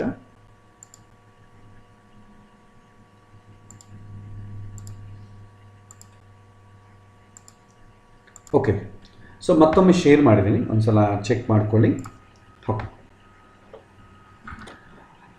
ಓಕೆ, ಸೊ ಈಗ ವೃಷಭ ಲಗ್ನ ಆದರೆ ನಿಮಗೆ ಶುಭ ಸಂಬಂಧವೂ ಇಲ್ಲ, ಪಾಪ ಸಂಬಂಧವೂ ಇಲ್ಲ. ಸೊ ಈ ಸಮಯದಲ್ಲಿ ಪ್ರಶ್ನೆ ಕೇಳಿದ್ರೆ ಹೇಗೆ ಮಾಡಬೇಕು ಅಂತಂದರೆ, ಶುಭ ಪಾಪ ಎರಡು ಸಂಬಂಧವೂ ಜಾಸ್ತಿ ಇಲ್ಲದೇ ಇದ್ದರೆ, ಕೆಲಸ ಏನಾದರೂ ಈ ಟೈಮಲ್ಲಿ ಅಂತಂದರೆ ತುಂಬ ಕಷ್ಟದ ಮೇಲೆ ಅಂತ ಅದಕ್ಕಿಂತ ಅನುಕೂಲ ಕಡಿಮೆ ಇದೆ, ಸೀರಿಯಸ್ನೆಸ್ ಕಡಿಮೆ ಇದೆ ಅಂತ ಹೇಳ್ಬೋದು. ಆಗ್ಲಿಕ್ಕೆ ಅವಕಾಶ ಇದೆ ಅಂತ ಕೂಡ ಯೂಸ್ ಮಾಡ್ಬೋದು. ಬಟ್ ಸೀರಿಯಸ್ ಆಗಬೇಕಂದ್ರೆ ಶುಭ ಸಂಬಂಧ ಇರಬೇಕು. ಇಲ್ಲ ಆಗೋದಿಲ್ಲ, ತುಂಬ ಕಷ್ಟ ಅಂತಂದರೆ ಪಾಪ ಸಂಬಂಧ ಇರಬೇಕು. ಇದು ಎರಡೂ ಇಲ್ಲ ಅಂತಂದರೆ ಆಗ್ಲಿಕ್ಕೆ ಅವಕಾಶ ಇದೆ ಅಂತ ಸ್ಮಾರ್ಟಾಗಿ ಹೇಳ್ಬಿಡೋದು ಅಷ್ಟೇ. ಓಕೆ, ನೆಕ್ಸ್ಟ್ ಮಿಥುನ ಲಗ್ನದಲ್ಲಿ ಪ್ರಶ್ನೆ ಕೇಳಿದರೆ, ಸೊ ಮಿಥುನ ಲಗ್ನದಲ್ಲಿ ಪ್ರಶ್ನೆ ಕೇಳಿದರೆ, ಲಗ್ನಾಧಿಪತಿಯಾದಂಥ ಬುಧ, ಲಗ್ನದಲ್ಲಿ ಶುಭಗ್ರಹ ಆದಂಥ ಶುಕ್ರನೂ ಇದೆ, ಪಾಪಗ್ರಹ ಆದಂಥ ರಾಹು ಇದ್ದಾನೆ, ಲಗ್ನವನ್ನು ಚಂದ್ರ ಕೇತು, ಚಂದ್ರ ಶುಭಗ್ರಹಣ ಪಾಪಗ್ರಹಣ ಅಂತ ನೋಡಿಕೊಳ್ಳಿ. ಸೊ ಚಂದ್ರ ಆಬ್ವಿಯಸ್ಲಿ ಶುಕ್ಲ ಪಕ್ಷದಲ್ಲಿದ್ದಾನೆ, ಇವತ್ತು ಶುಕ್ಲ ಪಕ್ಷ ದಶಮಿ. ಸೊ ಹಾಗಾಗಿ ಒಳ್ಳೆ ಶುಭಗ್ರಹನೇ. ಸೊ ದಶಮ, ಈ ಒಂದು ಲಗ್ನವನ್ನು ಎರಡು ಶುಭಗ್ರಹಗಳು ನೋಡ್ತಾ ಇದೆ, ಒಂದು ಗುರು ಒಂದು ಚಂದ್ರ, ಜೊತೆಗೊಂದು ಕೇತು ಗ್ರಹಗಳು ನೋಡ್ತಾ ಇದೆ. ಈಗ ಎಷ್ಟು ಸಂಬಂಧ ಬಂದಿದೆ ನೋಡ್ಕೊಳ್ಳಿ. ಮೇನ್ ಫಸ್ಟ್ ಲಗ್ನದಲ್ಲಿ ಯಾರಿದ್ದಾರೆ, ಶುಭಗ್ರಹ ಆದಂಥ ಶುಕ್ರ ಇದ್ದಾನೆ, 1+, ರಾಹು ಇದ್ದಾನೆ, 1-. ಸೊ ಪಾಸಿಟಿವ್ಸೇ ನೋಡಿದ್ರೆ ಶುಕ್ರ ನೋಡ್ತಾ ಇರೋದೊಂದು, ಗುರು ನೋಡ್ತಾ ಇರೋದೊಂದು, ಚಂದ್ರ ನೋಡ್ತಾ ಇರೋದೊಂದು, 3 ಶುಭಗ್ರಹಗಳ ಸಂಬಂಧ ಲಗ್ನಕ್ಕೆ ಆಗ್ತಾ ಇದೆ. ನೆಕ್ಸ್ಟ್ ಲಗ್ನಾಧಿಪತಿಯಾದಂಥ ಗ್ರಹ 3ನೇ ಮನೆಗಿದ್ದಾನೆ, ಅಸ್ತಂಗತ ಆಗಿದ್ದಾನೆ, ದಟ್ ಈಸ್ ನೆಗೆಟಿವ್. ಸೊ 3 ಶುಭ ಇದೆ, ಲಗ್ನದಲ್ಲಿ ಒಂದು ಪಾಪಗ್ರಹ ಇದೆ, ಲಗ್ನವನ್ನು ಒಂದು ಪಾಪಗ್ರಹ ನೋಡ್ತಾ ಇದೆ, ಲಗ್ನಾಧಿಪತಿಯಾದವನು ಅಸ್ತಂಗತನಾಗಿದ್ದಾನೆ. ಸೊ 3 ಪಾಸಿಟಿವ್ 3 ನೆಗೆಟಿವ್ ಇದೆ. ಸೊ 50-50 ಚಾನ್ಸಸ್, 50-50 ಅಂದ್ಕೊಳ್ಳಿ ಅಥವಾ 60-40 ಅಂದ್ಕೊಳ್ಳಿ. ಸೊ ಅವಾಗ ಏನು ಹೇಳಬೇಕು, ಜಸ್ಟ್ ಜನರಲ್ ಆಗಿ ಆ್ಯಾವ್ರೇಜ್ ಆಗಿದ್ರಿ ನೀವು. ಪ್ರಶ್ನೆ ತುಂಬ ಕಷ್ಟ, ಸ್ವಲ್ಪ ಪ್ರಯತ್ನ ಮಾಡಿದ್ರೆ ಆಗ್ತದೆ, ಮಾಮೂಲಾಗಾದರೆ ಆಗೋದಿಲ್ಲ, ಸ್ವಲ್ಪ ಪ್ರಯತ್ನ ಜಾಸ್ತಿ ಮಾಡಬೇಕಾಗ್ತದೆ ಅಂತ ಹೇಳ್ತೀವಿ. ಈ ಟೈಮಲ್ಲಿ ನಾವು ಪ್ರಶ್ನೆ ಕೇಳಿದೆ, ಯಾಕೆಂದರೆ ಶುಭ ಪಾಪ ಎರಡು ಸಂಬಂಧಗಳು ಆ್ಯಾವ್ರೇಜಾಗಿ ಬರ್ತಾ ಇದೆ. ನೀವು ಈ ಥರ ನೋಡಬೇಕಾಗ್ತದೆ ಪ್ರಶ್ನೆ. ನೆಕ್ಸ್ಟ್ ಕರ್ಕ ಲಗ್ನ ನೋಡಿದ್ವಿ, ಸಿಂಹ ಲಗ್ನ ನೋಡಿದ್ವಿ, ಇನ್ನು ಕನ್ಯಾ ಲಗ್ನ ನೋಡೋಣ. ಸೊ ಕನ್ಯಾ ಲಗ್ನ ನೋಡಿದ್ರೆ, ಲಗ್ನಾಧಿಪತಿಯಾದಂಥ ಲಗ್ನದಲ್ಲಿ ಶುಭಗ್ರಹಗಳಿಲ್ಲ, ಲಗ್ನವನ್ನೇನಾದರೂ ಶುಭಗ್ರಹಗಳು ನೋಡ್ತಾ ಇದೆಯಾ ಅಂದರೆ ಶುಭಗ್ರಹಗಳು ನೋಡ್ತಾ ಇಲ್ಲ, ಪಾಪಗ್ರಹಗಳು ನೋಡ್ತಾ ಇದೆಯಾ ಅಂದರೆ ಪಾಪಗ್ರಹಗಳೂ ನೋಡ್ತಾ ಇಲ್ಲ, ಲಗ್ನಾಧಿಪತಿಯಾದಂಥ ಗ್ರಹ ಅಸ್ತಂಗತನಾಗಿದ್ದಾನೆ ಅಷ್ಟೇ, ಶುಭ ಸಂಬಂಧ ಇಲ್ಲ, ಓನ್ಲಿ ಪಾಪ ಸಂಬಂಧ ಇದೆ, 12ನೇ ಮನೆಗಿದ್ದಾನೆ, ಅಸ್ತಂಗತನಾಗಿದ್ದಾನೆ. ಹಾಗಾಗಿ ಅವ್ರು ಕೇಳಿದಂಥ ಪ್ರಶ್ನೆ ಆಗೋದಿಲ್ಲ ಅಂತ ಒಂದು ಕನ್ಕ್ಲೂಷನ್ಗೆ ಬರಬೇಕು. ನೆಕ್ಸ್ಟ್ ತುಲಾ ಲಗ್ನ ಆದರೆ, ಲಗ್ನವನ್ನು ಪಾಪಗ್ರಹ ಆದಂಥ ಕುಜ ನೋಡ್ತಾ ಇದ್ದಾನೆ, ದಶಮ ದೃಷ್ಟಿಯಿಂದ ಶನಿ ನೋಡ್ತಾ ಇದ್ದಾನೆ, ಶುಭ ಸಂಬಂಧ ಇಲ್ಲ, ಲಗ್ನಾಧಿಪತಿ 9ನೇ ಮನೆಯಲ್ಲಿದ್ದಾನೆ, ಶುಭ ಸಂಬಂಧ ಏನೂ ಇಲ್ಲ. ಹಾಗಾಗಿ ಪಾಪ ಸಂಬಂಧ ಇರೋದರಿಂದ ಕೆಲಸ ಈಡೇರುವುದಿಲ್ಲ ಅಂತ ಹೇಳ್ತೇವೆ. ನೆಕ್ಸ್ಟ್ ವೃಶ್ಚಿಕ ಲಗ್ನ ಆಯ್ತು ಅಂದ್ಕೊಡಿ, ಲಗ್ನಕ್ಕೆ ಶುಭ ಸಂಬಂಧ ಇಲ್ಲ, ನೆಕ್ಸ್ಟ್ ಪಾಪ ಸಂಬಂಧ ಇದೆಯಾ ಅಂತಂದರೆ ಪಾಪ ಸಂಬಂಧನೂ ಇಲ್ಲ, ಆದರೆ ಲಗ್ನಾಧಿಪತಿ 6ನೇ ಮನೆಗಿದ್ದಾನೆ, ಆಗುವುದಿಲ್ಲ ಅಂತ ಹೇಳ್ತೇವೆ. ನೆಕ್ಸ್ಟ್ ಧನುರ್ ಲಗ್ನ, ಲಗ್ನದಲ್ಲಿ ಚಂದ್ರ ಗುರು 2 ಶುಭಗ್ರಹಗಳಿವೆ, ಶುಕ್ರ ಒಂದು ಶುಭಗ್ರಹ ನೋಡ್ತಾ ಇದೆ, 3.3 ಪಾಸಿಟಿವ್ ಬಂತು, ಪ್ಲಸ್ ಕೇತು ಒಂದು ನೆಗೆಟಿವ್, ರಾಹು ಒಂದು ನೆಗೆಟಿವ್ ಇದೆ, ಲಗ್ನಾಧಿಪತಿಯಾದಂಥ ಗುರು ಲಗ್ನದಲ್ಲೇ ಇದ್ದಾನೆ. ಸೊ ಲಗ್ನಾಧಿಪತಿ ಲಗ್ನದಲ್ಲಿರೋದು ಪ್ಲಸ್ ಶುಭಗ್ರಹ ಆದಂಥ ಚಂದ್ರ ಇರೋದು, ಇನ್ನೊಂದು ಶುಭಗ್ರಹ ಅಂತ ಶುಕ್ರ ನೋಡು, ಅಂದರೆ ಮೆಜಾರಿಟಿ ಶುಭ ಸಂಬಂಧ ಇದೆ. ಪಾಪ ಸಂಬಂಧ ಏನು, ರಾಹು ಮತ್ತು ಕೇತು ಮಾತ್ರ ಪಾಪ ಸಂಬಂಧ. ಸೊ ರಾಹು ಕೇತು ಪಾಪ ಸಂಬಂಧ ಮೈನರ್ ಇದೆ. ಓಕೆ, ಸೊ ಅವಾಗೇನು ಹೇಳ್ತೀವಿ, ಮೆಜಾರಿಟಿ ನಮಗೆ ಶುಭಗ್ರಹ ಸಂಬಂಧ ಇರೋದ್ರಿಂದ ಕಷ್ಟದ ಮೇಲೆ ಕೆಲಸ ಆಗ್ತದೆ, ಸ್ವಲ್ಪ ಕಷ್ಟ ಬರುತ್ತೆ, ಆದರೂ ಕೆಲಸ ಆಗ್ತದೆ. ಕೆಲಸ ಆಗುತ್ತೆ ಅಂತ ನಾವು ಸ್ಟ್ರಾಂಗಾಗಿ ಯಾಕೆ ಹೇಳ್ತೀವಿ ಅಂತಂದರೆ, ಲಗ್ನಾಧಿಪತಿ ಲಗ್ನದಲ್ಲಿರೋದ್ರಿಂದ, ಕಷ್ಟ ಬರುತ್ತೆ ಅಂತ ಯಾಕೆ ಹೇಳ್ತೀವಿ? ರಾಹುಕೇತುಗಳಿರೋದ್ರಿಂದ. ರಾಹುಕೇತುಗಳ ಪ್ರಯಾರಿಟಿ ಬಲ ಶುಭಗ್ರಹಗಳಿಗಿಂತಲೂ ಕಡಿಮೆ ಆದ ಕಾರಣ ನೀವು ವಾಯ್ಸಲ್ಲಿ ಹೇಳೋ ಕಾಲಕ್ಕೆ ಕೂಡ ಆ ಥರ ವಾಯ್ಸ್ ಕಡಿಮೆ ಮಾಡಬೇಕು. ಸೊ ಕೆಲಸ ಆಗತ್ತೆ ಅಂತ ಸ್ಟ್ರಾಂಗ್ ಆಗಿ ಹೇಳ್ತೀವಿ, ಸ್ವಲ್ಪ ಕಷ್ಟದ ಮೇಲೆ ಆಗುತ್ತೆ ಅಂತ ನಿಧಾನವಾಗಿ ಹೇಳ್ತೀವಿ. ಸೊ ಕಷ್ಟಗಳು ಇರುತ್ತೆ, ಬಟ್ ನೀವು ಫೇಸ್ ಮಾಡಬೇಕಾಗತ್ತೆ, ಪ್ರಿಪೇರ್ ಆಗಬೇಕಾಗತ್ತೆ. ಬಟ್ ಮೇಜರ್ ಶುಭ ಇರೋದ್ರಿಂದ ನೀವು ಪ್ರಯತ್ನ ಮಾಡಲೇಬೇಕು ಅಂತಂಬೋ ರೀತಿಯಲ್ಲಿ ಟ್ರೈನ್ ಮಾಡಬೇಕು. ಕಷ್ಟಗಳು ಇರುತ್ತೆ ಅಂತ ನೀವು ಗಟ್ಟಿಗೆ ಹೇಳ್ಬಿಟ್ರೆ ಅಂದ್ಕೊಳ್ಳಿ, ಆದರೆ ಬಿಟ್ಬಿಡ್ತಾನೆ ನಾವು. ಆದರೆ ಶುಭ ನಮಗೆ ಪ್ರಯಾರಿಟಿ ಜಾಸ್ತಿ ಇರೋದ ಕಾರಣ ಕೆಲಸ ಖಂಡಿತ ಆಗತ್ತೆ, ಆದರೆ ಸ್ವಲ್ಪ ಕಷ್ಟ ಇರುತ್ತೆ ಅಂತ ಲೋ ವಾಯ್ಸಲ್ಲಿ ಹೇಳ್ತೀವಿ. ಅಶ್ವತ್ಥಾಮ ಹತಃ ಕುಂಜರಹ ಅಂತ ನಿಧಾನ ಹೇಳ್ದಂಗೆ ಕಷ್ಟ ಸ್ವಲ್ಪ ಇರುತ್ತೆ ಅಂತ ಲೈಟಾಗಿ ಹೇಳ್ತೀವಿ. ಓಕೆ, ಇದು ಧನುರ್ಲಗ್ನ. ನೆಕ್ಸ್ಟ್ ಮಕರ ಲಗ್ನ ಆದರೆ ಲಗ್ನಾಧಿಪತಿ ಲಗ್ನದಲ್ಲಿದ್ದಾನೆ, ಶುಭ. ಲಗ್ನವನ್ನು ಯಾರಾದರೂ ನೋಡ್ತಾ ಇದ್ದಾರಾ? ಯಾವ ಗ್ರಹ ನೋಡ್ತಾ ಇಲ್ಲ, ಯಾವ ಗ್ರಹವೂ ಇಲ್ಲ. ಸೊ ಇದು ತುಂಬ ಒಳ್ಳೆಯ ಸಂಬಂಧ. ಸೊ ಮಕರ ಲಗ್ನದಲ್ಲಿ ಯಾರಾದರೂ ಪ್ರಶ್ನೆ ಕೇಳಿದ್ರೆ ಅವನ ಕೆಲಸ ಆಗುತ್ತೆ, ನಿನ್ನ ಪ್ರಶ್ನೆ ಫುಲ್ಫಿಲ್ ಆಗುತ್ತೆ, ಹೋಗಿ ಅಂತ ಹೇಳೋದು. ಅದೇ ಕುಂಭ ಲಗ್ನ ಆದರೆ, ಸೊ ಲಗ್ನವನ್ನು ಸೂರ್ಯ ಬುಧ 2 ಪಾಪಗ್ರಹಗಳು ನೋಡ್ತಾ ಇದೆ, ಶುಭ ಸಂಬಂಧ ಇಲ್ಲ. ಲಗ್ನಾಧಿಪತಿ ನೋಡ್ರೆ 12ನೇ ಮನೆಗಿದ್ದಾನೆ. ಸೊ ಹಾಗಾಗಿ ಕೆಲಸ ಈಡೇರೋದಿಲ್ಲ. ನಿಜವಾಗಿ ಒಬ್ಬ ಮನುಷ್ಯನಿಗೆ ಕೆಲಸ ಆಗತ್ತೆ ಅಂತ ಇದ್ದಾಗ, ಯಾಕಂದರೆ ಅಲ್ಟಿಮೇಟ್ಲಿ ಹಿಂದಿನ ಜನ್ಮದಲ್ಲಿ ಏನು ಪುಣ್ಯ ಮಾಡಿಕೊಂಡಿದ್ದಾನೋ ಅದರ ಪ್ರಕಾರನೇ ಕೆಲಸ ಆಗುತ್ತೆ, ಹೊತ್ತು ಪ್ರಶ್ನೆ ಪ್ರಕಾರ ಅಲ್ಲ. ಆದರೆ ಅವನಿಗೆ ಒಂದು ಕೆಲಸ ಈಡೇರುತ್ತೆ ಈಡೇರೋದಿಲ್ಲ ಅಂತಂಬ ಪ್ರಶ್ನೆ ಬಂದಾಗ ಅವನಲ್ಲಿ ವಿಶ್ವಾಸವನ್ನು ಹುಟ್ಟಿಸಬೇಕು ಅಂತ ಭಗವಂತ ನಿರ್ಣಯಿಸಿದರೆ, ಪ್ರಶ್ನೆ ಕೇಳಿದ್ರೂ ಅವನು ಕೆಲಸ ಮಾಡಿದ್ರೆ ಆಗ್ತದೆ ಕೆಲಸ. ಪ್ರಶ್ನೆ ಯಾವಾಗ ಕೇಳ್ತೀವಿ? ಆಗತ್ತಾ ಇಲ್ವಾ ಅಂತ ಒಂದು ಸಂಶಯ ಬಂದಾಗ, ಹಿ ನೀಡ್ ಗೈಡೆನ್ಸ್. ಆ ಸಮಯದಲ್ಲಿ ಭಗವಂತ ಅವನಿಗೆ ಕೆಲಸ ಆಗೋಂಗಿದ್ರೆ ಒಳ್ಳೆ ಲಗ್ನದಲ್ಲೇ ನಮ್ಮನ್ನು ಪ್ರಶ್ನೆ ಕೇಳೋಂಗೆ ಮಾಡ್ತಾನೆ.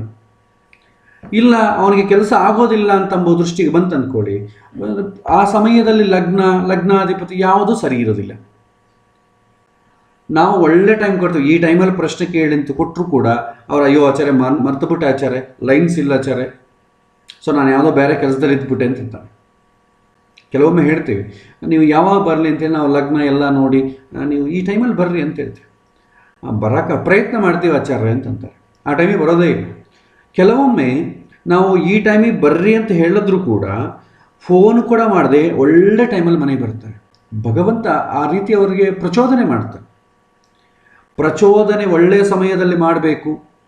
ಅದು ನಮಗೆ ಸೂಚಕ ಏನಂತಂದರೆ ಭಗವಂತ ಇವ್ರನ್ನ ಫುಲ್ಫಿಲ್ ಆಗತ್ತೆ ಅಂತ ನನ್ನ ಬಾಯಿಂದ ಹೇಳಿಸ್ತಾ ಇದ್ದಾನೆ ಅಂತಂಬೋದಕ್ಕೆ ಸೂಚಕ ಶುಭ ಗ್ರಹಗಳ ಸಂಬಂಧ ಬರಬೇಕು. ಇಲ್ಲ ಅವನಿಗೆ ಯಾವುದೋ ರೀತಿಯಲ್ಲಿ ಅವನಿಗೆ ಕೆಲಸ ಆಗೋದಿಲ್ಲ ಅಂತ ಒಂದು ಸೂಚಕ ಕಾಣ್ತೀವಿ, ಭಗವಂತ ತೋರಿಸಿಕೊಡ್ಬೇಕಂದ್ರೆ ಪಾಪ ಸಮಯದಲ್ಲೇ ಪ್ರಶ್ನೆ ಕೇಳ್ತಾನೆ. ಅಥವಾ ಒಂದು ಕಷ್ಟ, ಯಾವುದೋ ಒಂದು ಸೈಟ್ ಕೊಂಡ್ಕೋಬೇಕು ಅಂತ ಹೇಳಿರ್ತಾನೆ, ಅವನೇನು ಮಾಡ್ತಾನೆ, ಪಾಪ ಬಂದು ಕೇಳ್ತಾನೆ ಜ್ಯೋತಿಷ್ಯನ, ಆಚಾರ್ಯ ಹೀಗೊಂದು ಸೈಟ್ ನೋಡಿ ಬಂದಿದ್ದೀನಿ ಆಚಾರ್ಯ, ಕೊಂಡ್ಕೊಳ್ಬೇಕು ಅಂದ್ಕೋತಾ ಇದ್ದೀನಿ ಅಂತ ಹೇಳ್ತಾನೆ. ಆ ಸಮಯದಲ್ಲಿ ಪಾಪ ಸಂಬಂಧ ಬಂತು ಅಂತ ಅಂದ್ಕೊಳ್ಳಿ.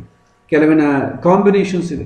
ಯಾವ ಕಾಂಬಿನೇಷನ್ ಬಂದರೆ ಆ ಮನೆ ಲಿಟಿಗೇಷನ್ ಲ್ಯಾಂಡ್ ಆಗಿರುತ್ತೆ, ಅಷ್ಟು ಹೋಗಲಿ ಅವನು ಬೈಯರ್ ಆಗಲಿ ಸೆಲ್ಲರ್ ಆಗಲಿ ಸರಿಯಾಗಿ ಬಿಹೇವ್ ಮಾಡ್ತಾನೆ, ಇವನು ಮಾರಿದರೆ ದುಡ್ಡು ಕೊಡ್ತಾನೆ, ಇವನು ಕೊಂಡುಕೊಂಡ್ರೆ ಅವನು ಸರಿಯಾಗಿ ನಿಮಗೆ ರಿಜಿಸ್ಟ್ರೇಷನ್ ಮಾಡಿಕೊಡ್ತಾನೆ. ಇದಕ್ಕೆಲ್ಲ ಕೂಡ ಕೆಲವಿನ ಗ್ರಹಗಳ ಸೂಚನೆ ಇದೆ. ಸೊ ಜ್ಯೋತಿಷ್ಯನನ್ನು ಕೇಳಿದಾಗ ಭಗವಂತ ಇಲ್ಲಪ್ಪ ಅವನ ಮನಸ್ಸಲ್ಲಿ ಏನೋ ಸಂಕಲ್ಪ ಬಂತು, ಯಾರೋ ಪಕ್ಕದ ಮನೆಯನ್ನೋ ಇನ್ನೊಬ್ಬನೋ ನೋಡಿ ಅವನ ಮನೆ ತೊಗೊಂಡಿದ್ದಾರೆ ನಾನು ತೊಗೋಬೇಕು ಅಂತ ಅವನ ಮನಸ್ಸಲ್ಲಿ ಬಂತು, ಅದನ್ನೇನು ಭಗವಂತ ಸ್ಟಾಪ್ ಮಾಡೋಕ್ಕಾಗಲ್ಲ. ಆದರೆ ಅವನಿಗೆ ಅದು ಅನುಕೂಲ ಆಗೋದಿಲ್ಲ, ಪಾಪ ಒದ್ದಾಡ್ತಾನೆ ಅಂತ ಭಗವಂತ ಏನಾದರೂ ಭಾವಿಸಿದರೆ ಜ್ಯೋತಿಷ್ಯನ ಹತ್ರ ಕಳಿಸಿ ನಿಮಗೆ ಆ ಕೆಟ್ಟ ಸಮಯದಲ್ಲಿ ಕಳಿಸ್ತಾನೆ. ಕೆಟ್ಟ ಸಮಯದಲ್ಲಿ ಕಳಿಸಿ ಆ ಪ್ರಾಪರ್ಟಿ ತಗೋಬೇಡ ಅಂತಂಬೋದು ಜ್ಯೋತಿಷ್ಯನ ಹತ್ರದಿಂದ ಹೇಳಿಸ್ತಾನೆ. ಹಿಂದಿನ ಕಾಲದಲ್ಲಿ ಶರೀರವಾಣಿ ಹೇಳ್ತಾ ಇತ್ತು, ನೀ ಕೆಲಸ ಮಾಡಬೇಡ, ಹೀಗೆ ಹೋಗಬೇಡ ಅಂತೇಳಿ. ಈಗ ಶರೀರ ಇಲ್ಲ, ವಾಣಿ ಇಲ್ಲ, ಇನ್ನೇನು ಹೇಳಬೇಕೀಗ? ಜ್ಯೋತಿಷ್ಯನ ಮುಖಾಂತರವಾಗಿ ಹೇಳಿಸ್ಬೇಕು, ಅಥವಾ ಮನೆಗೆ ಯಾರೋ ಒಬ್ಬರು ಬಂದು ಆ ಪ್ರಾಪರ್ಟಿ ತಗೋಬೇಡ ಅಂತ ಹೇಳಿ ತಲೆ ಬಿಸಿ ಮಾಡಬೇಕು. ಆ ಥರ if it is A litigation land. ಕೆಲವೊಮ್ಮೆ ಚೆನ್ನಾಗಿದ್ದರೂ ಕೂಡ ಅದೃಷ್ಟ ಇಲ್ಲ ಅಂತ ಅಂದ್ಕೊಳ್ಳಿ, ಅದು ಕೂಡ ಮಿಸ್ ಆಗಿಬಿಡ್ತದೆ, ಅದೃಷ್ಟವೂ ಮಿಸ್ ಆಗ್ತದೆ. ಆದರೆ ಒಳ್ಳೆಯದು ಬಯಸಿ ಒಬ್ಬ ಜ್ಯೋತಿಷ್ಯನನ್ನು ಕೇಳಿ ನನಗೆ ಯೋಗಕ್ಷೇಮ ಆಗಬೇಕು ಅಂತ ಯಾರಾದರೂ ನಿಜವಾಗೂ ಬಯಸ್ತಾನೋ ಅಂಥವನು ಜ್ಯೋತಿಷ್ಯನ ಹತ್ರ ಹೋದರೆ, ಹೀಗೆ ಒಂದು ಸೈಟ್ ಕೊಂಡ್ಕೋಬೇಕು ಅಂತ, ಇಲ್ಲಪ್ಪ ಆ ಸೈಟ್ ಸ್ವಲ್ಪ ಲಿಟಿಗೇಷನ್ ಲ್ಯಾಂಡ್ ಇದೆ, ಅಷ್ಟು ಸ್ಮೂತಾಗಿ ಹೋಗೋದಿಲ್ಲ, ಸದ್ಯಕ್ಕೆ ಬೇಡ, ಇನ್ನೊಮ್ಮೆ ನೋಡೋಣ, ಈಗ ನೋಡಿ ಸೈಟ್ ಅಂತೂ ಬೇಡ ಅಂತ ಹೇಳ್ಬೋದು. ಅದು ಪ್ರಶ್ನೆಯಲ್ಲಿ ಮಾತ್ರವೇ ಸಾಧ್ಯ. ಇದು ಗೈಡೆನ್ಸ್ ಯಾರಿಗೆ ನಿಜವಾಗೂ ಬೇಕು ಅಂತಿದ್ರೆ ಅವರಿಗೆ ಮಾತ್ರ ಭಗವಂತ ಹಿಂಗೆ ಮಾಡ್ತಾನೆ. ಕೆಲವೊಮ್ಮೆ ಒಳ್ಳೆಯ ಕೆಲಸ ಮಾಡಬೇಕು, ತಗೊಳ್ಬೇಕು, ಆನಂದ ಸುಖ ಪಡಿಬೇಕು ಅಂತಂದಾಗ ಕೂಡ ಅವರಿಗೆ ಸುಖ ಪಡೋ ಯೋಗ ಇಲ್ಲದಿದ್ದರೆ ಜ್ಯೋತಿಷ್ಯನ ಹತ್ರ ಕೆಟ್ಟ ಸಮಯದಲ್ಲಿ ಹೋಗಿಸಿ ಅದು ಆಗದೇ ಇರೋ ರೀತಿಯಲ್ಲಿ ಕೂಡ ಭಗವಂತನೇ ಗೈಡ್ ಮಾಡ್ತಾನೆ. ಇಲ್ಲಿ ಜ್ಯೋತಿಷ್ಯ ಆಗಲಿ ಶಾಸ್ತ್ರ ಆಗಲಿ ನಿಮಿತ್ತ ಮಾತ್ರ. ಅಲ್ಟಿಮೇಟ್ಲಿ ನಡೆಯೋದೇನಂತಂದರೆ ಅವನು ಮಾಡಿಕೊಂಡಂಥ ಹಿಂದಿನ ಜನ್ಮದ ಕರ್ಮ. ಇಲ್ಲಿ ಯಾವುದೋ ಗ್ರಹಗಳ ಬದಲಾಗ್ತದೆ, ಗ್ರಹಗಳ ಬದಲಾದ್ರೇನೋ ಅಥವಾ ಎಕ್ಸ್ಪರ್ಟ್ ಜ್ಯೋತಿಷ್ಯನನ್ನು ಭೇಟಿಯಾದ್ರೇನೋ ನಮ್ಮ ಹಣೆಯ ಬರಗಳು ಬದಲಾಗೋದಿಲ್ಲ. ಹಣೆ ಯಾವಾಗ ನಮಗೆ ಅನುಕೂಲ ಆಗ್ತದೆ ಅಂತಂದರೆ ನಮ್ಮ ಹಿಂದಿನ ಜನ್ಮದ ಕರ್ಮದ ಕ್ವಾಲಿಟಿ ಚೆನ್ನಾಗಿದ್ರೇ ಆಗ್ತದೆ. ಜ್ಯೋತಿಷ್ಯ ಆಗಲಿ ಯಾರೂ ಏನು ಬದಲಾವಣೆ ಮಾಡೋಕ್ಕಾಗಲ್ಲ. ಸೊ ಭಗವಂತನ ಹತ್ರ ಮಾತ್ರ ಒಂದು ಆಪ್ಷನ್ ಇರುತ್ತೆ, ಅವನು ಚೇಂಜ್ ಮಾಡ್ಬೋದು. ಅದಕ್ಕೆ ನಾವು ಭಗವಂತನನ್ನು ಪ್ರಾರ್ಥನೆ ಮಾಡೋದು. ನಾನು ಭಗವಂತನ ಹೇಳಿದಂಗೆ ಭಗವಂತನ ನಿಜವಾಗಿ ಪ್ರಾರ್ಥನೆ ಮಾಡೋದು ಅಂತಂದರೆ ಅರ್ಥ ಏನಂತಂದರೆ ಭಗವಂತನ ಹೇಳಿದಂಗೆ ನಡ್ಕೊಳ್ಳೋದಷ್ಟೇ. ನಿಜವಾದ ರಿಕ್ವೆಸ್ಟ್ ಭಗವಂತನೇ ನನಗೆ ಈ ಕೆಲಸ ಆಗಬೇಕು ಅಂತ ಭಗವಂತನಿಗೆ ರಿಕ್ವೆಸ್ಟ್ ಇಟ್ಟು ಭಗವಂತ ಇಮಿಡಿಯೇಟ್ಲಿ ಆಕ್ಸೆಪ್ಟ್ ಮಾಡಬೇಕಂದ್ರೆ ಇರೋ ಒಂದೇ ಮಾರ್ಗ, ಭಗವಂತನನ್ನು ಮೆಚ್ಚಿಸಬೇಕು ಅಂದರೆ ಭಗವಂತರು ಹೇಳ್ದಂಗೆ ಕೇಳಬೇಕಷ್ಟೆ. ಭಗವಂತ ಮನುಷ್ಯನಾಗಿ ಹೀಗೆ ಮಾಡು, ಹೀಗೆ ಮಾಡಬೇಡ ಅಂತ ಹೇಳಿದ್ದಾನೆ, ಅದನ್ನು ಫುಲ್ಫಿಲ್ ಮಾಡಬೇಕು. ಆಲ್ಟರ್ನೇಟ್ ಸೆಕೆಂಡ್ರಿ ಇದ್ದಾವೆ. ಭಗವಂತನಿಗೆ ಅಷ್ಟೋತ್ತರಗಳು ಮಾಡೋದು, ಭಗವಂತನ ಸೇವೆ ಮಾಡೋದು, ದೊಡ್ಡ ಗುಡಿ ಪ್ರತಿಷ್ಠಾಪನೆ ಮಾಡೋದು, ತೀರ್ಥಯಾತ್ರೆಗಳು ಮಾಡೋದು, ಡೊನೇಷನ್ ಕೊಡೋದು, ಇದೆಲ್ಲ ಸೆಕೆಂಡ್ರಿ. ನಮ್ಮ ರಿಯಾಲಿಟಿಯಲ್ಲಿ ನೋಡ್ಕೊಳ್ಳಿ. ತಂದೆಗೆ ಪ್ರೀತಿ ಆಗಬೇಕಂದ್ರೆ ಏನು ಮಾಡಬೇಕು?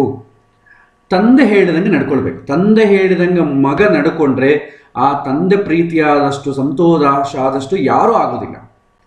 ಇಲ್ಲ, ತಂದೆ ಹೇಳಿದಂಗೆ ನಡ್ಕೊಳ್ಳದೆ ಅವನಿಷ್ಟ ಬಂದಾಗ ನಡ್ಕೊಂಡು ತಂದೆಗೆ ಬಂದು ಒಳ್ಳೆ ರೇಷ್ಮೆ ಪಂಚೆಯನ್ನು ತೆಗೆದುಕೊಟ್ಟು ಮಡಿಯನ್ನು ಕೊಟ್ಟು ತಂದೆಗೆ ಒಂದು ಕಾರನ್ನು ಕೊಟ್ಟು ಇನ್ನೊಂದು ಕೊಟ್ಟು ಎಲ್ಲ ಪ್ಲೀಸ್ ಮಾಡಿದರೆ ಏನಾಗ್ತದೆ? ನೀವು ಕೊಡೋ ಸಮಯದಲ್ಲಿ ಅಷ್ಟೇ, ಆಮೇಲೆ ಅದನ್ನೆಲ್ಲ ನಿಮ್ಮನ್ನು ಇಷ್ಟಪಡಿ. ಏಕೆ ನೀವು ನಾನು ಹೇಳಿದ ಮಾತೇ ಕೇಳಲ್ಲ, ಇದೆಲ್ಲ ತಂದು ಕೊಡ್ತಾರೆ, ನಾನು ಏನು ಮಾಡಬೇಕಾಗುತ್ತದೆ ಅಂತಂತಾರೆ. ಪ್ರಯೋಜನ ಇಲ್ಲ. ಎಷ್ಟೋ ಜನ ಇದ್ದಾರೆ, ಮಗ ಇಲ್ಲೇ ಬೆಂಗಳೂರು ನಗರದಲ್ಲೇ ಇದ್ದು ಅಪ್ಪ ಅಮ್ಮನ ಹತ್ರ ಹೋಗಿ ಮಾತಾಡಿಸಿ ಒಂದು ಸಣ್ಣ ಒಂದು ಹಣ್ಣು ತಂದು ಕೊಟ್ರು ಆನಂದ ಆಗ್ತದೆ ಅವ್ರ ಅಪ್ಪ ಅಮ್ಮಗೆ. ಪಾಪ ನೋಡೋಕೆ ಬಂದಿದ್ದ ನನ್ನ ಅಂತ. ಇಲ್ಲ ಅಪ್ಪ ನಾನು ಆನ್ಲೈನಲ್ಲಿ ನಿಮಗೆ ಮ್ಯಾಂಗೋಸ್ ಬುಕ್ ಮಾಡಿದ್ದೀನಿ, ನಿಮಗೆ ಬರುತ್ತೆ, ಬಂದ ತಕ್ಷಣ ತಿನ್ನಿರಿ ಅಂತಂದರೆ ಆ ವಯಸ್ಸಿನಲ್ಲಿ ಅವ್ರು ಸುಖ ಪಡಲಿಕ್ಕೆ ಆಗ್ತದೆ? ಆಗೋದಿಲ್ಲ. ಸೊ ಇಲ್ಲಿ ಕೂಡ ಸೇಮ್ ಇಷ್ಟೇ. ನಮಗೆ ಹಿಂದಿನ ಜನ್ಮದಲ್ಲಿ ಕರ್ಮ ಏನಾದರೂ ಇದ್ದರೆ ಆ ಕರ್ಮದಲ್ಲಿ ಇವತ್ತಿನ ಕಾರ್ಡ್ ಏನಿದೆ, ಇವತ್ತು ನನಗೆ ಒಳ್ಳೇದಾಗತ್ತಾ ಕೆಟ್ಟದಾಗತ್ತಾ ಅಂತ ನೀವು ಒಂದು ಲೈಫೆಲ್ಲ ಕೂಡ ಒಂದು ಕಾರ್ಡ್ಸ್ ಇಟ್ಬಿಟ್ಟು ಒಂದೇ ಒಂದು ಕಾರ್ಡ್ ಮಾತ್ರ ಪಿಕ್ ಮಾಡಿ ಇವತ್ತು ಹೇಗಿದೆ ಅಂತ ತಿಳ್ಕೋಬೇಕಾದ್ರೆ ಹೇಗಿರುತ್ತೋ ಆ ಕಾರ್ಡೇ ಪ್ರಶ್ನೆಶಾಸ್ತ್ರ. ಇದು ನಾವಿಲ್ಲಿ ಈ ಪ್ರಶ್ನೆ ಪ್ರಕಾರ ನೋಡಬೇಕು. ಅದು ಪ್ರಾಕ್ಟಿಕಲಾಗಿ ಯಾರಾದರೂ ಪ್ರಶ್ನೆ ಕೇಳಿದ್ರೆ ಹೀಗೆ ನೋಡಬೇಕು ಜನರಲ್ ಆಗಿ. ನೆಕ್ಸ್ಟ್ ಇನ್ನು ಕೆಲವೊಂದು ವಿಷಯಗಳು ನೋಡೋಣ. ಸೊ ಇಲ್ಲಿಗೆ ಇವತ್ತಿಗೆ ಈಗ ಏನಾಗ ಗೊತ್ತಾಯ್ತಂದರೆ ಶುಭ ಗ್ರಹಗಳ ಸಂಬಂಧ ಲಗ್ನಕ್ಕೆ ಬಂದರೆ ಅನುಕೂಲ ಆಗ್ತದೆ, ಪಾಪಗ್ರಹಗಳ ಸಂಬಂಧ ಬಂದರೆ ಪ್ರತಿಕೂಲ ಆಗ್ತದೆ. ಅದೇ ಮಿಕ್ಸ್ಡ್ ಬಂದರೆ ಯಾವುದು ಪ್ರಯಾರಿಟಿ ಇರ್ತೋ ಅದು ಫುಲ್ಫಿಲ್ ಆಗಿ ಎರಡನೇದು ಬಂದು ಡಾಮಿನೇಟ್ ಮಾಡ್ತದೆ ಅಂತ ಹೇಳಬೇಕು. ಓಕೆ, ನೆಕ್ಸ್ಟ್ ಬಂದು ಒಂದು ಕ್ವಶನ್ ಕ್ವಾಲಿಫೈ ಆಗಬೇಕಾದ್ರೆ ಇನ್ನು ಕೆಲವಿನ ಸೂತ್ರಗಳನ್ನು ಹೇಳ್ತಾರೆ. ಕಳೆದ ಪಾಠಗಳಲ್ಲಿ ಹೇಳಿದ್ದಾನೆ ಸಮರೈಸ್ ಮಾಡ್ತಾ ಇದ್ದೀನಿ, ಹೊಸ ವಿಷಯ ಏನೂ ಇಲ್ಲ. ಇನ್ನು ಏನು ಹೇಳ್ತಾರೆ ಕೆಲವಿನ ಸೂತ್ರಗಳಲ್ಲಿ, ಶುಭ ಗ್ರಹಗಳು ಕೇಂದ್ರ ಕೋಣ ಸ್ಥಾನದಲ್ಲಿರಬೇಕು. ಜಾತಕದಲ್ಲೂ ಅಷ್ಟೇ ಒಂದು ವಿಷಯ, ಒಂದು ಭಾವ ಫುಲ್ಫಿಲ್ ಆಗಬೇಕು, ವಿದ್ಯಾ ಉದ್ಯೋಗ ವಿವಾಹ ಸಂತಾನ ಫುಲ್ಫಿಲ್ ಆಗಬೇಕಾದ್ರೆ ಶುಭ ಗ್ರಹಗಳು ಕೇಂದ್ರ ಕೋಣ ಸ್ಥಾನದಲ್ಲಿರಬೇಕು. ಪಾಪಗ್ರಹಗಳು ಎಲ್ಲಿರಬೇಕಂತಂದರೆ ತ್ರಿಷಾಢಯ ಸ್ಥಾನದಲ್ಲಿರಬೇಕು, ಅಂದರೆ 3, 6, 11 ಸ್ಥಾನದಲ್ಲಿರಬೇಕು. ಸೊ ಶುಭ ಗ್ರಹ ಎಲ್ಲಿರಬೇಕು? ಕೇಂದ್ರ ಕೋಣ ಸ್ಥಾನದಲ್ಲಿರಬೇಕು. ಕೇಂದ್ರ ಅಥವಾ ಕೋಣ ಸ್ಥಾನದಲ್ಲಿದ್ದರೆ ಒಳ್ಳೆಯದು. ಪಾಪಗ್ರಹಗಳು ತ್ರಿಷಾಢಯ ಅಂದರೆ 3ನೇ ಸ್ಥಾನ, 6, 11 ಈ ಸ್ಥಾನದಲ್ಲಿ ಮಾತ್ರ ಪಾಪಗ್ರಹಗಳಿದ್ರೆ ಒಳ್ಳೆಯದು. ಬೇರೆ ಯಾವ ಸ್ಥಾನದಲ್ಲಿ ಕೂಡ ಪಾಪಗ್ರಹಗಳು ಇದ್ದರೆ ಒಳ್ಳೆಯದಲ್ಲ. ಹೀಗೆ ಏನಾದರೂ ಆದರೆ ಅಟ್ ದ ಸೇಮ್ ಟೈಮ್ ಇದು ಫಸ್ಟ್ ಬಂದು ಶುಭ ಗ್ರಹಗಳ ಕೇಂದ್ರದಲ್ಲಿರಬೇಕು, ಪಾಪಗ್ರಹಗಳು 3, 6, 11 ಮನೆಯಲ್ಲಿರಬೇಕು. ಮತ್ತು ಇನ್ನೊಂದು ವಿಚಾರ ಏನಂತಂದರೆ ಇಟ್ಸ್ ವೆರಿ ವೆರಿ ಇಂಪಾರ್ಟೆಂಟ್, ಲಗ್ನಕ್ಕಾಗಲಿ ಅಥವಾ ಪಾಪಗ್ರಹಗಳಿಗಾಗಲಿ ಅಷ್ಟಮ ಸಂಬಂಧ ಬರಬಾರದು. ಅಷ್ಟಮ ಸಂಬಂಧ ಬರಬಾರದು. ಅಷ್ಟಮ ಅಂತಂದರೆ ಏನು? ನಷ್ಟ. ಸೊ ಅವನು ಕೇಳಿದಂಥ ಪ್ರಶ್ನೆ ಏನಾದರೂ ನಷ್ಟ ಸೂಚನೆ ಮಾಡೋಂಗಿದ್ದರೆ ಆ ಪ್ರಶ್ನೆಗೆ ಖಂಡಿತವಾಗೂ ಅಷ್ಟಮ ಸಂಬಂಧ ಬರುತ್ತೆ. ಅಷ್ಟಮ ಸಂಬಂಧ ಬಂತು ಅಂತಂದರೆ ಅವನ ಪ್ರಶ್ನೆ ಫುಲ್ಫಿಲ್ ಆಗೋದಿಲ್ಲ ಅಂತ ಅರ್ಥ. ಅಷ್ಟಮ ಸಂಬಂಧ ಅಂತಂದ್ರೇನು? ಲಗ್ನಾಧಿಪತಿ ಅಷ್ಟಮದಲ್ಲಿರೋದಾಗಲಿ, ಅಷ್ಟಮಾಧಿಪತಿ ಲಗ್ನದಲ್ಲಿರೋದಾಗಲಿ, ಲಗ್ನಾಧಿಪತಿ ಅಷ್ಟಮಾಧಿಪತಿ ಜೊತೆಗೆ ಬೇರೆ ಕಡೆ ಇರೋದಾಗಲಿ, ಅಷ್ಟಮಾಧಿಪತಿ ಲಗ್ನಾಧಿಪತಿಯನ್ನು ನೋಡೋದಾಗಲಿ, ಜೊತೆಗಿರೋದಾಗಲಿ, ಯಾವ ರೀತಿಯನ್ನಾಗಲಿ ಲಗ್ನ ಅಂತ ನೀವು ಪರಿಶೀಲನೆ ಮಾಡೋ ಕಾಲಕ್ಕೆ ಅಷ್ಟಮ ಸಂಬಂಧ ಬರಬಾರ್ದು. ಲಗ್ನಾಧಿಪತಿ ಅಷ್ಟಮದಲ್ಲಿದ್ರೂ ವೇಸ್ಟ್. ಅಷ್ಟಮ ಅಂತಂದರೆ ನಷ್ಟ ಅಂತ ಅರ್ಥ. ಹಾಗಾಗಿ ಈ ರೂಲ್ ತುಂಬ ಫಾಲೋ ಆಗಬೇಕು. ನಿಮಗೆ ಕೆಲವೊಮ್ಮೆ ಏನಾಗ್ತದೆ, ಲಗ್ನಾಧಿಪತಿ ಚೆನ್ನಾಗಿದ್ದಾನೆ, ಲಗ್ನಾಧಿಪತಿ ನೋಡ್ತಾ ಇದ್ದಾನೆ, ಶುಭಗ್ರಹ ಎಲ್ಲ ಚೆಂದ ಇದೆ, ಜೊತೆಗೆ ಅಷ್ಟಮ ಸಂಬಂಧ ಬಂತು ಅಂದ್ಕೊಳ್ಳಿ, ನಾವು ಪಡೆದಿದ್ದು ಬರೋದಿಲ್ಲ.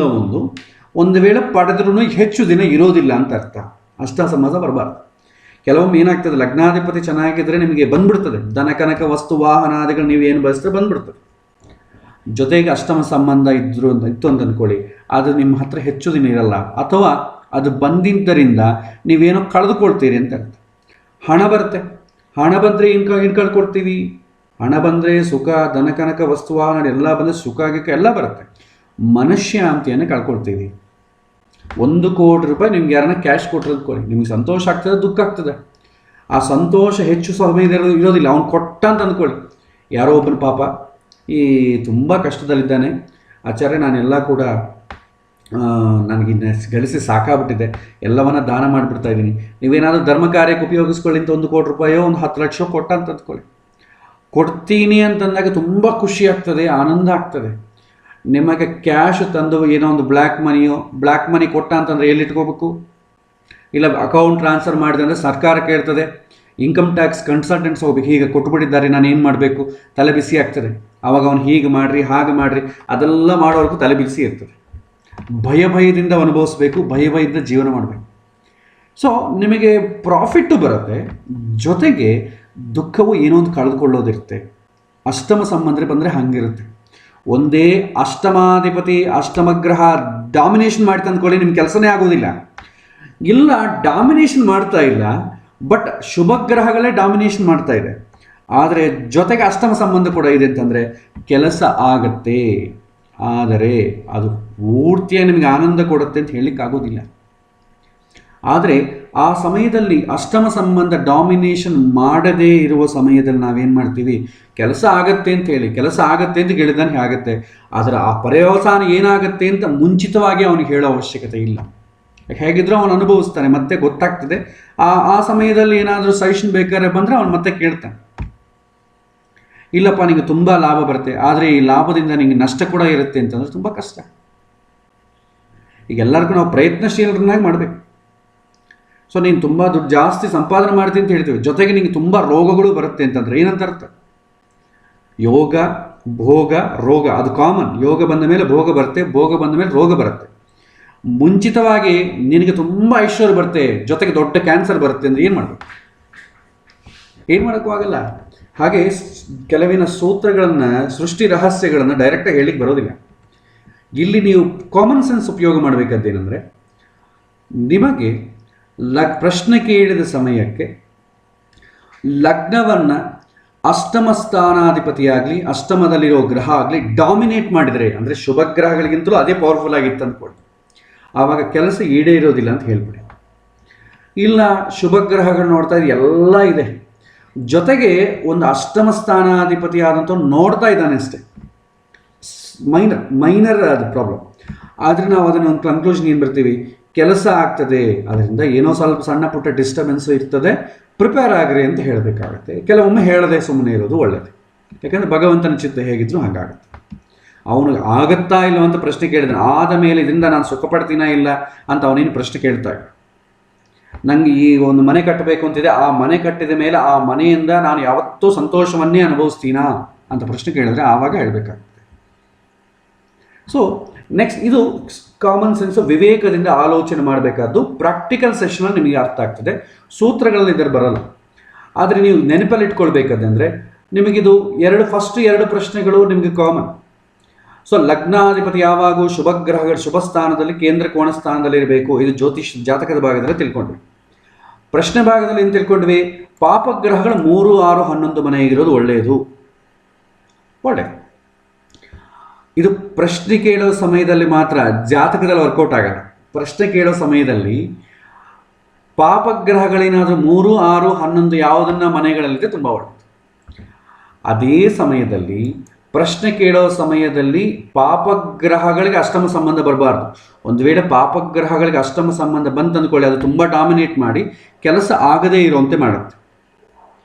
ಇಲ್ಲ ಅಷ್ಟಮಾಧಿಪತಿ ಸಂಬಂಧ ಬಂತು ಅಂದ್ಕೊಳ್ಳಿ, ಆ ಕೆಲಸ ಆಗದೇ ಮಾಡುವುದಾಗಲಿ ಅಥವಾ ಕೆಲಸ ಆದ ಮೇಲೆ ಕೂಡ ಅದರಿಂದ ಸಂತೋಷ ಇರದೇ ಇರೋದಾಗಲಿ ಮಾಡ್ತದೆ. ಇದು ತಿಳ್ಕೋಬೇಕಾದಂಥ ವಿಚಾರ. ನೆಕ್ಸ್ಟ್, ಕೆಲವೊಮ್ಮೆ ನಾವು ಹೇಳ್ತೀವಿ, ಕೆಲವೊಮ್ಮೆ ಬೇಕಂತಲೇ ಟೆಸ್ಟ್ ಮಾಡಲಿಕ್ಕೆ ಪ್ರಶ್ನೆ ಹಾಕ್ತಾರೆ. ಅದನ್ನು ನಾವೇನಂತೀವಿ? ಕಪಟ ಪ್ರಶ್ನೆ ಅಂತೀವಿ. ಸೊ ಕಪಟ ಪ್ರಶ್ನೆ. ಸೊ ಕಪಟ ಪ್ರಶ್ನೆ ಯಾವಾಗ ಆಗುತ್ತೆ? ನಾವು ಯಾವಾಗ ತಿಳ್ಕೊಳ್ಬೇಕು? ಜಾತಕದಲ್ಲಿ ಸೂಚನೆ ಏನು ಅಂತಂದರೆ, ಒಂದು ವೇಳೆ ಲಗ್ನದಲ್ಲಿ ಏನಾದರೂ ಚಂದ್ರ ಇದ್ದರೆ, ಪ್ರಶ್ನೆ ಕೇಳೋ ಸಮಯದಲ್ಲಿ ಲಗ್ನದಲ್ಲಿ ಚಂದ್ರ ಇದ್ದು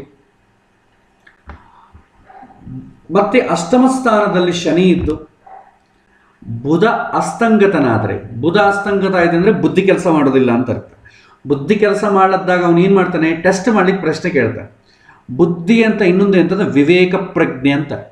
ಯಾಕಂದರೆ ಶಾಸ್ತ್ರಕಾರರನ್ನ, ಜ್ಯೋತಿಷ್ಯರನ್ನು ಟೆಸ್ಟ್ ಮಾಡಬಾರ್ದು ಅಂತಿದೆ ಕೆಲವು ಕಡೆ, ಗುರುಗಳನ್ನು. ಅದು ವಿದ್ಯಾ ವಿಷಯದಲ್ಲಿ ಟೆಸ್ಟ್ ಮಾಡ್ಬೋದು, ಆದರೆ ಸೀರಿಯಸ್ ಆಗಿ ಒಂದು ಪ್ರಶ್ನೆ ಕೇಳೋಗಿ ಮಾಡೋಂಗಿಲ್ಲ. ಬುಧ ಅಸ್ತನಾಗಿದ್ದಾನೆ ಅಂತಂದರೆ ವಿವೇಕ ಪ್ರಜ್ಞೆಯನ್ನು ಕಳೆದುಕೊಂಡವನು ಅಂತ ಅರ್ಥ. ಅಷ್ಟಮದಲ್ಲಿ ಶನಿ ಇದ್ದೆ ಅಂತ ಅರ್ಥ ಏನು? ಕೆಲಸ ಫುಲ್ಫಿಲ್ ಆಗೋದಿಲ್ಲ ಅಂತ ಅರ್ಥ. ಆ ಕೆಲಸ ಆಗೋದಿಲ್ಲ ಅಂತ ಅವನಿಗೂ ಗೊತ್ತು, ಆದರೂ ಬೇಗಂತ ಪ್ರಶ್ನೆ ಕೇಳ್ತಾನೆ.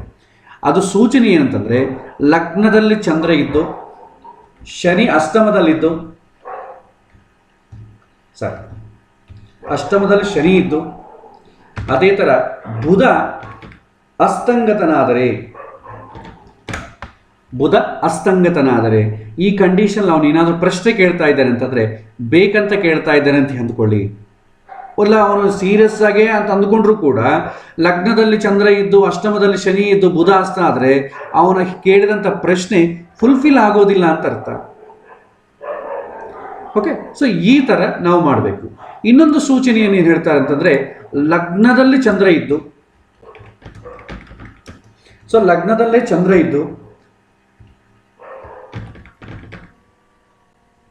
ಮತ್ತೆ ಬುಧ ಕುಜನ ದೃಷ್ಟಿ ಇದ್ದರೆ, ಸೊ ಬುಧ ಮತ್ತು ಕುಜ, ಸೊ ಬುಧ ಬಂದು ಬುದ್ಧಿಕಾರಕ, ಕುಜ ಬಂದು ವಿಪರೀತ ಬುದ್ಧಿಗೆ ಕಾರಕ. ಇಬ್ಬರು ದೃಷ್ಟಿಯೂ ಒಂದೇ ಸಲ ಚಂದ್ರನ ಲಗ್ನದ ಮೇಲೆ ಅಥವಾ ಚಂದ್ರನ ಮೇಲೆ ಬಿತ್ತಂದ್ಕೊಳ್ಳಿ, ಆವಾಗ ಕೂಡ ಅವನು ಬೇಕಂತ ಪ್ರಶ್ನೆ ಕೇಳ್ತಾ ಇದ್ದಾನೆ ಅಂತ ಅರ್ಥ.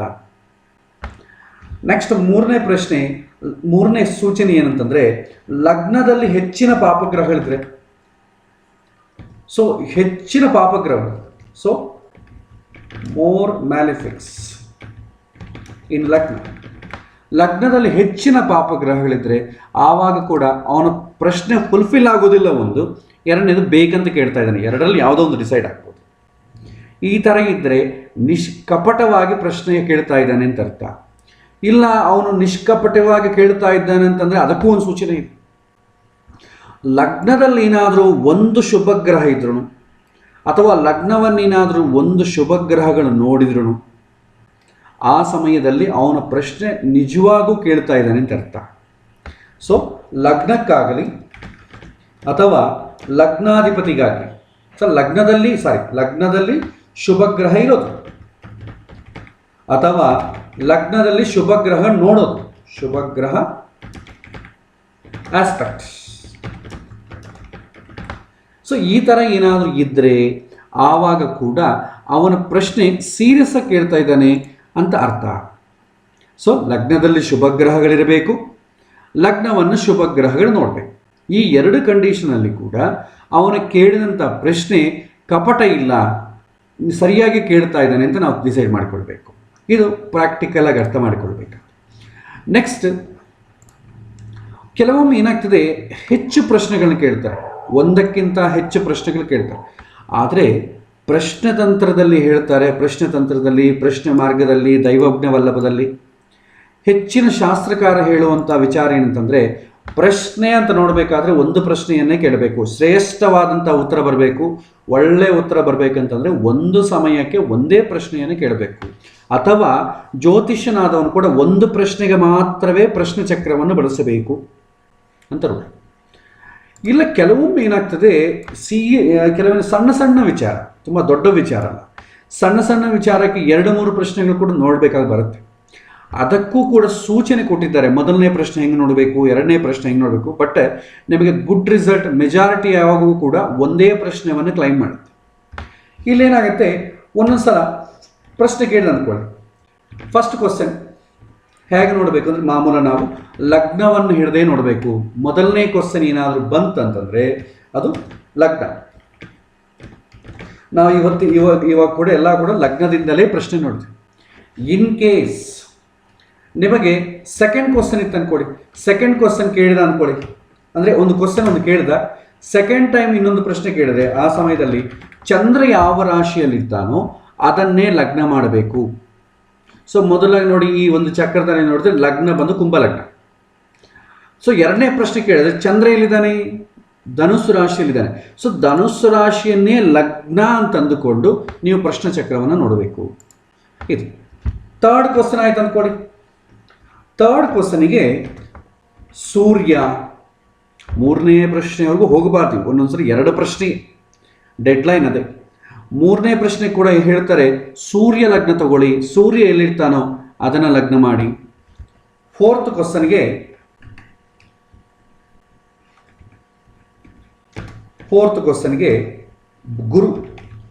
ಗುರು ಯಾವ ರಾಶಿಯಲ್ಲಿರ್ತಾನೋ ಅದನ್ನು ಲಗ್ನ ಮಾಡಿ. ಫಿಫ್ತ್ ಕ್ವಶನ್ಗೆ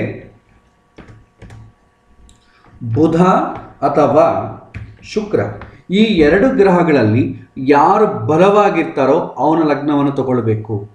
ಆದರೆ ಓನ್ಲಿ 1 ಕ್ವಶನೇ ಎಲಿಜಿಬಲ್. ತುಂಬ ಅಂತಂದರೆ 2ನೇ ಪ್ರಶ್ನೆ ತಗೊಳ್ಳಿ, 3, 4, 5ಕ್ಕೆ ಹೋಗಲೇಬೇಡಿ, ನಿಮಗೆ ಕರೆಕ್ಟಾಗಿ ಉತ್ತರ ಬರೋದಿಲ್ಲ. ಯಾಕೆ ಕೊಟ್ಟಿದ್ದಾರೆ ಅಂತಂದರೆ 3ನೇ ಪ್ರಶ್ನೆ, 4ನೇ ಪ್ರಶ್ನೆ, 5ನೇ ಪ್ರಶ್ನೆ ನೋಡಬಹುದು, ಅದರ ಜೊತೆಗೆ ಏನು ಮಾಡಬೇಕು, ಶಕುನವನ್ನು ಮಿಕ್ಸ್ ಮಾಡಬೇಕು. ಆ ಪ್ರಶ್ನೆ ನೋಡ್ತಾ ಏನು ಮಾಡಬೇಕು, ಶಕುನ ಸೇರಿಸ್ಬೇಕು. ಆ 3ನೇ ಪ್ರಶ್ನೆ ಕೇಳೋ ಸಮಯದಲ್ಲಿ ವಾತಾವರಣ ಹೇಗಿದೆ, ಮನೆಗೆ ಹೇಗಿದೆ, ಎಲ್ಲ ನಾರ್ಮಲ್ ಆಗಿದೆಯಾ ಇಲ್ವ ಅಂತೇಳಿ ಆ ಶಕುನಗಳನ್ನು ನೋಡ್ತಾ ಇದನ್ನು ಫುಲ್ಫಿಲ್ ಮಾಡಬೇಕು. ಯಾಕಂದರೆ ಡೈರೆಕ್ಟಾಗಿ ನಿಮಗೆ ಉತ್ತರ ಬರಲ್ಲ. ಮೊದಲನೇ ಪ್ರಶ್ನೆ, ಎರಡನೇ ಪ್ರಶ್ನೆ ಓಕೆ, 3, 4, 5 ಪ್ರಶ್ನೆ ಮಾತ್ರ ಜೊತೆಗೆ ಓಮನ್ಸ್ ಶಕುನಗಳನ್ನು ಸೇರಿಸಬೇಕು. ಶಕುನಗಳು ಕೂಡ ಭಾಳ ಇದೆ. ಇಲ್ಲ ಶಕುನಗಳಿಲ್ಲ ಅಂತಂದರೆ 3, 4, 5ನೇ ಪ್ರಶ್ನದಲ್ಲಿ ಕೆಲವಿನ ಬೇರೆ ಪದ್ಧತಿಗಳಿದೆ, ಅದನ್ನು ಕೂಡ ನೋಡಬೇಕು. ಅದನ್ನು ಮುಂದಿನ ಕ್ಲಾಸ್ನಲ್ಲಿ ನಾವು ನೋಡೋಣ. ಸೊ ಅವನನ್ನು ಕೇಳ್ತೀವಿ. ಸೊ ಒಂದೊಂದು 2-3 ಪ್ರಶ್ನೆ ಕೇಳ್ತೀವಿ, ಅದರಲ್ಲಿ ನಿಮಗೆ ಶುಭ ಬಂತು ಅಂದ್ಕೊಳ್ಳಿ, ನಾವು ಶುಭವಾಗಿ ಕನ್ಸಿಡರ್ ಮಾಡ್ತೀವಿ. ಇಲ್ಲಾಂದರೆ ನಾವು ಕನ್ಸಿಡರ್ ಮಾಡೋಕ್ಕೆ ಹೋಗಲ್ಲ. ಅವನು ಏನು ತಂದಿದ್ದಾನೆ, ಅವನ ಬ್ಯಾಗಲ್ಲಿ ಏನಿದೆ, ಅವನು ಎಲ್ಲಿಂದ ಬಂದಿದ್ದಾನೆ, ಯಾವ ದಿಕ್ಕಿಂದ ಬಂದಿದ್ದಾನೆ, ಯಾವ ಬಟ್ಟೆಗಳನ್ನ ಹಾಕ್ಕೊಂಡ್ಬಂದಿದ್ದಾನೆ, ಇದನ್ನೆಲ್ಲ ಕನ್ಸಿಡರ್ ಮಾಡಬೇಕಾಗ್ತದೆ. ಸೊ ಹಾಗಾಗಿ 1 ಪ್ರಶ್ನೆಗೆ ಮಾತ್ರನೇ ಲಿಮಿಟ್ ಇಟ್ಕೊಳ್ಳಿ. 2ನೇ ಪ್ರಶ್ನೆ ಕೇಳಿದ ಅಂತಂದರೆ ನೀವು ಇನ್ನೊಮ್ಮೆ ಹಾಕಿ. ಈಗ 1 ಪ್ರಶ್ನೆ ಕ್ವಾಲಿಫೈ ಅಷ್ಟೇ. ನಾವು ಮನೆ ತೊಗೊಳ್ಳೋದು ಬೇಡವಾ ಅಂತ ಕೇಳ್ತಾನೆ, ಬೇಡ ಅಂತ ಹೇಳ್ತೀವಿ. ಆಚಾರ್ಯ ಮತ್ತು ಯಾವ ತಗೊಳ್ಳಿ ಅಂತ ಹೇಳ್ತಾನೆ, ಈಗ ಬೇಡಪ್ಪ ಇನ್ನೊಂದು ಸಲ ಪ್ರಶ್ನೆ ಕೇಳು. ಇಲ್ಲ ಕೆಲವೊಮ್ಮೆ ಇಂಪಾರ್ಟೆಂಟ್ ಡಿಸಿಷನ್ ತೊಗೊಳ್ಬೇಕಾದಾಗ ಒಂದು ನೆಗೆಟಿವ್ ಬಂತು ಅಂದ್ಕೊಳ್ಳಿ, ಇಲ್ಲ ಪ್ರಶ್ನೆಯಲ್ಲಿ ನಂಗೆ ನೆಗೆಟಿವ್ ಕಾಣ್ತಾ ಇದೆ, 1 ವಾರ ಬಿಟ್ಟು ಇನ್ನೊಮ್ಮೆ ಕೇಳಿ, ಆವಾಗ ಕೂಡ ಏನಾದರೂ ಬದಲಾವಣೆ ಆಗುತ್ತಾ, ನೆಗೆಟಿವ್ ಆಗುತ್ತಾ ನೋಡೋಣ. ಒಂದೊಂದು ವಾರ ಆದಮೇಲೆ ಬದಲಾಗ್ಬೋದು, ಯಾಕೆಂದರೆ ಅವನ ಪ್ರಶ್ನೆ ಒಳ್ಳೆಯ ಸಮಯದಲ್ಲಿ ಹಾಕ್ಬೋದು. ಒಂದೊಂದು ಸರಿ 2 ಚಾನ್ಸ್ ಕೊಡಬೇಕಾಗ್ತದೆ. ತುಂಬ ಇಂಪಾರ್ಟೆಂಟ್ ಆ ಡಿಸಿಷನು ಅಂತಂದಾಗ ಮೊದಲು ಒಮ್ಮೆ ಹಾಕಿ, 1 ವಾರ ಆದಮೇಲೆ ಇನ್ನೊಮ್ಮೆ ಹಾಕಿ, ಆವಾಗ ಕೂಡ ಅದೇ ಆನ್ಸರ್ ಬಂತಂದರೆ ಭಗವಂತ 100% ನಿಮ್ಗೆ ಅನುಕೂಲ ಮಾಡ್ತಾ ಇದ್ದಂಗೆ ಅರ್ಥ. ಈ ಥರ ಕೂಡ ನಾವು ಪ್ರಾಕ್ಟಿಕಲ್ ಸೆಷನ್ಲಿ ನಾವು ಗೈಡ್ ಮಾಡಬೇಕಾಗ್ತದೆ. ಸೊ ಇದು ಒಂಥರ. ಇಲ್ಲಿ ಪ್ರಶ್ನೆಗಳು ಕೇಳೋ ಕಾಲಕ್ಕೆ 1 ಪ್ರಶ್ನೆಗೆ ಉತ್ತರ ಕೊಡಿ. ಇಲ್ಲ 2ನೇ ಪ್ರಶ್ನೆ ಬಂತಂದರೆ ಚಂದ್ರ ಯಾವುದಿರ್ತದೋ ಅದನ್ನು ಲಗ್ನ ಮಾಡಿ.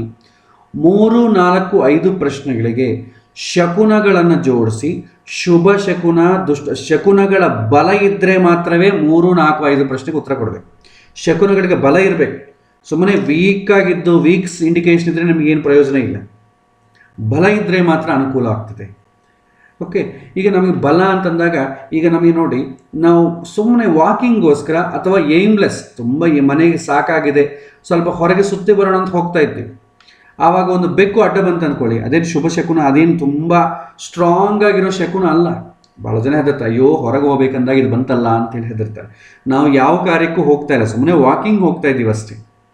ಅದರಲ್ಲಿ ಭಗವಂತ ನೀನು ಮನೆ ಬಿಟ್ಟು ಹೊರಗೆ ಬಂದರೆ ನಿಂಗೆ ಆಕ್ಸಿಡೆಂಟ್ ಆಗುತ್ತೆ ಅಂತೇಳಿ ಬೆಕ್ಕಿನ ಮೂಲಕ ಸೂಚಿಸ್ತಾರೆ ಅಂದರೆ ಅಲ್ಲ. ನೀವು ಪರ್ಟಿಕ್ಯುಲರ್ ಒಂದು ವಿಷಯಕ್ಕೋಸ್ಕರ ಏನೋ ಒಬ್ಬ ಸಂಬಂಧ ಮಾತಾಡ್ಲಿಕ್ಕೆ ಹೊರಗಡೆ ಹೋಗ್ತಾ ಇದ್ದೀನಿ, ಒಂದು ಬೆಕ್ಕು ಬಂತಂದರೆ ದಟ್ ಈಸ್ ಸ್ಟ್ರಾಂಗ್ ಸೈನ್.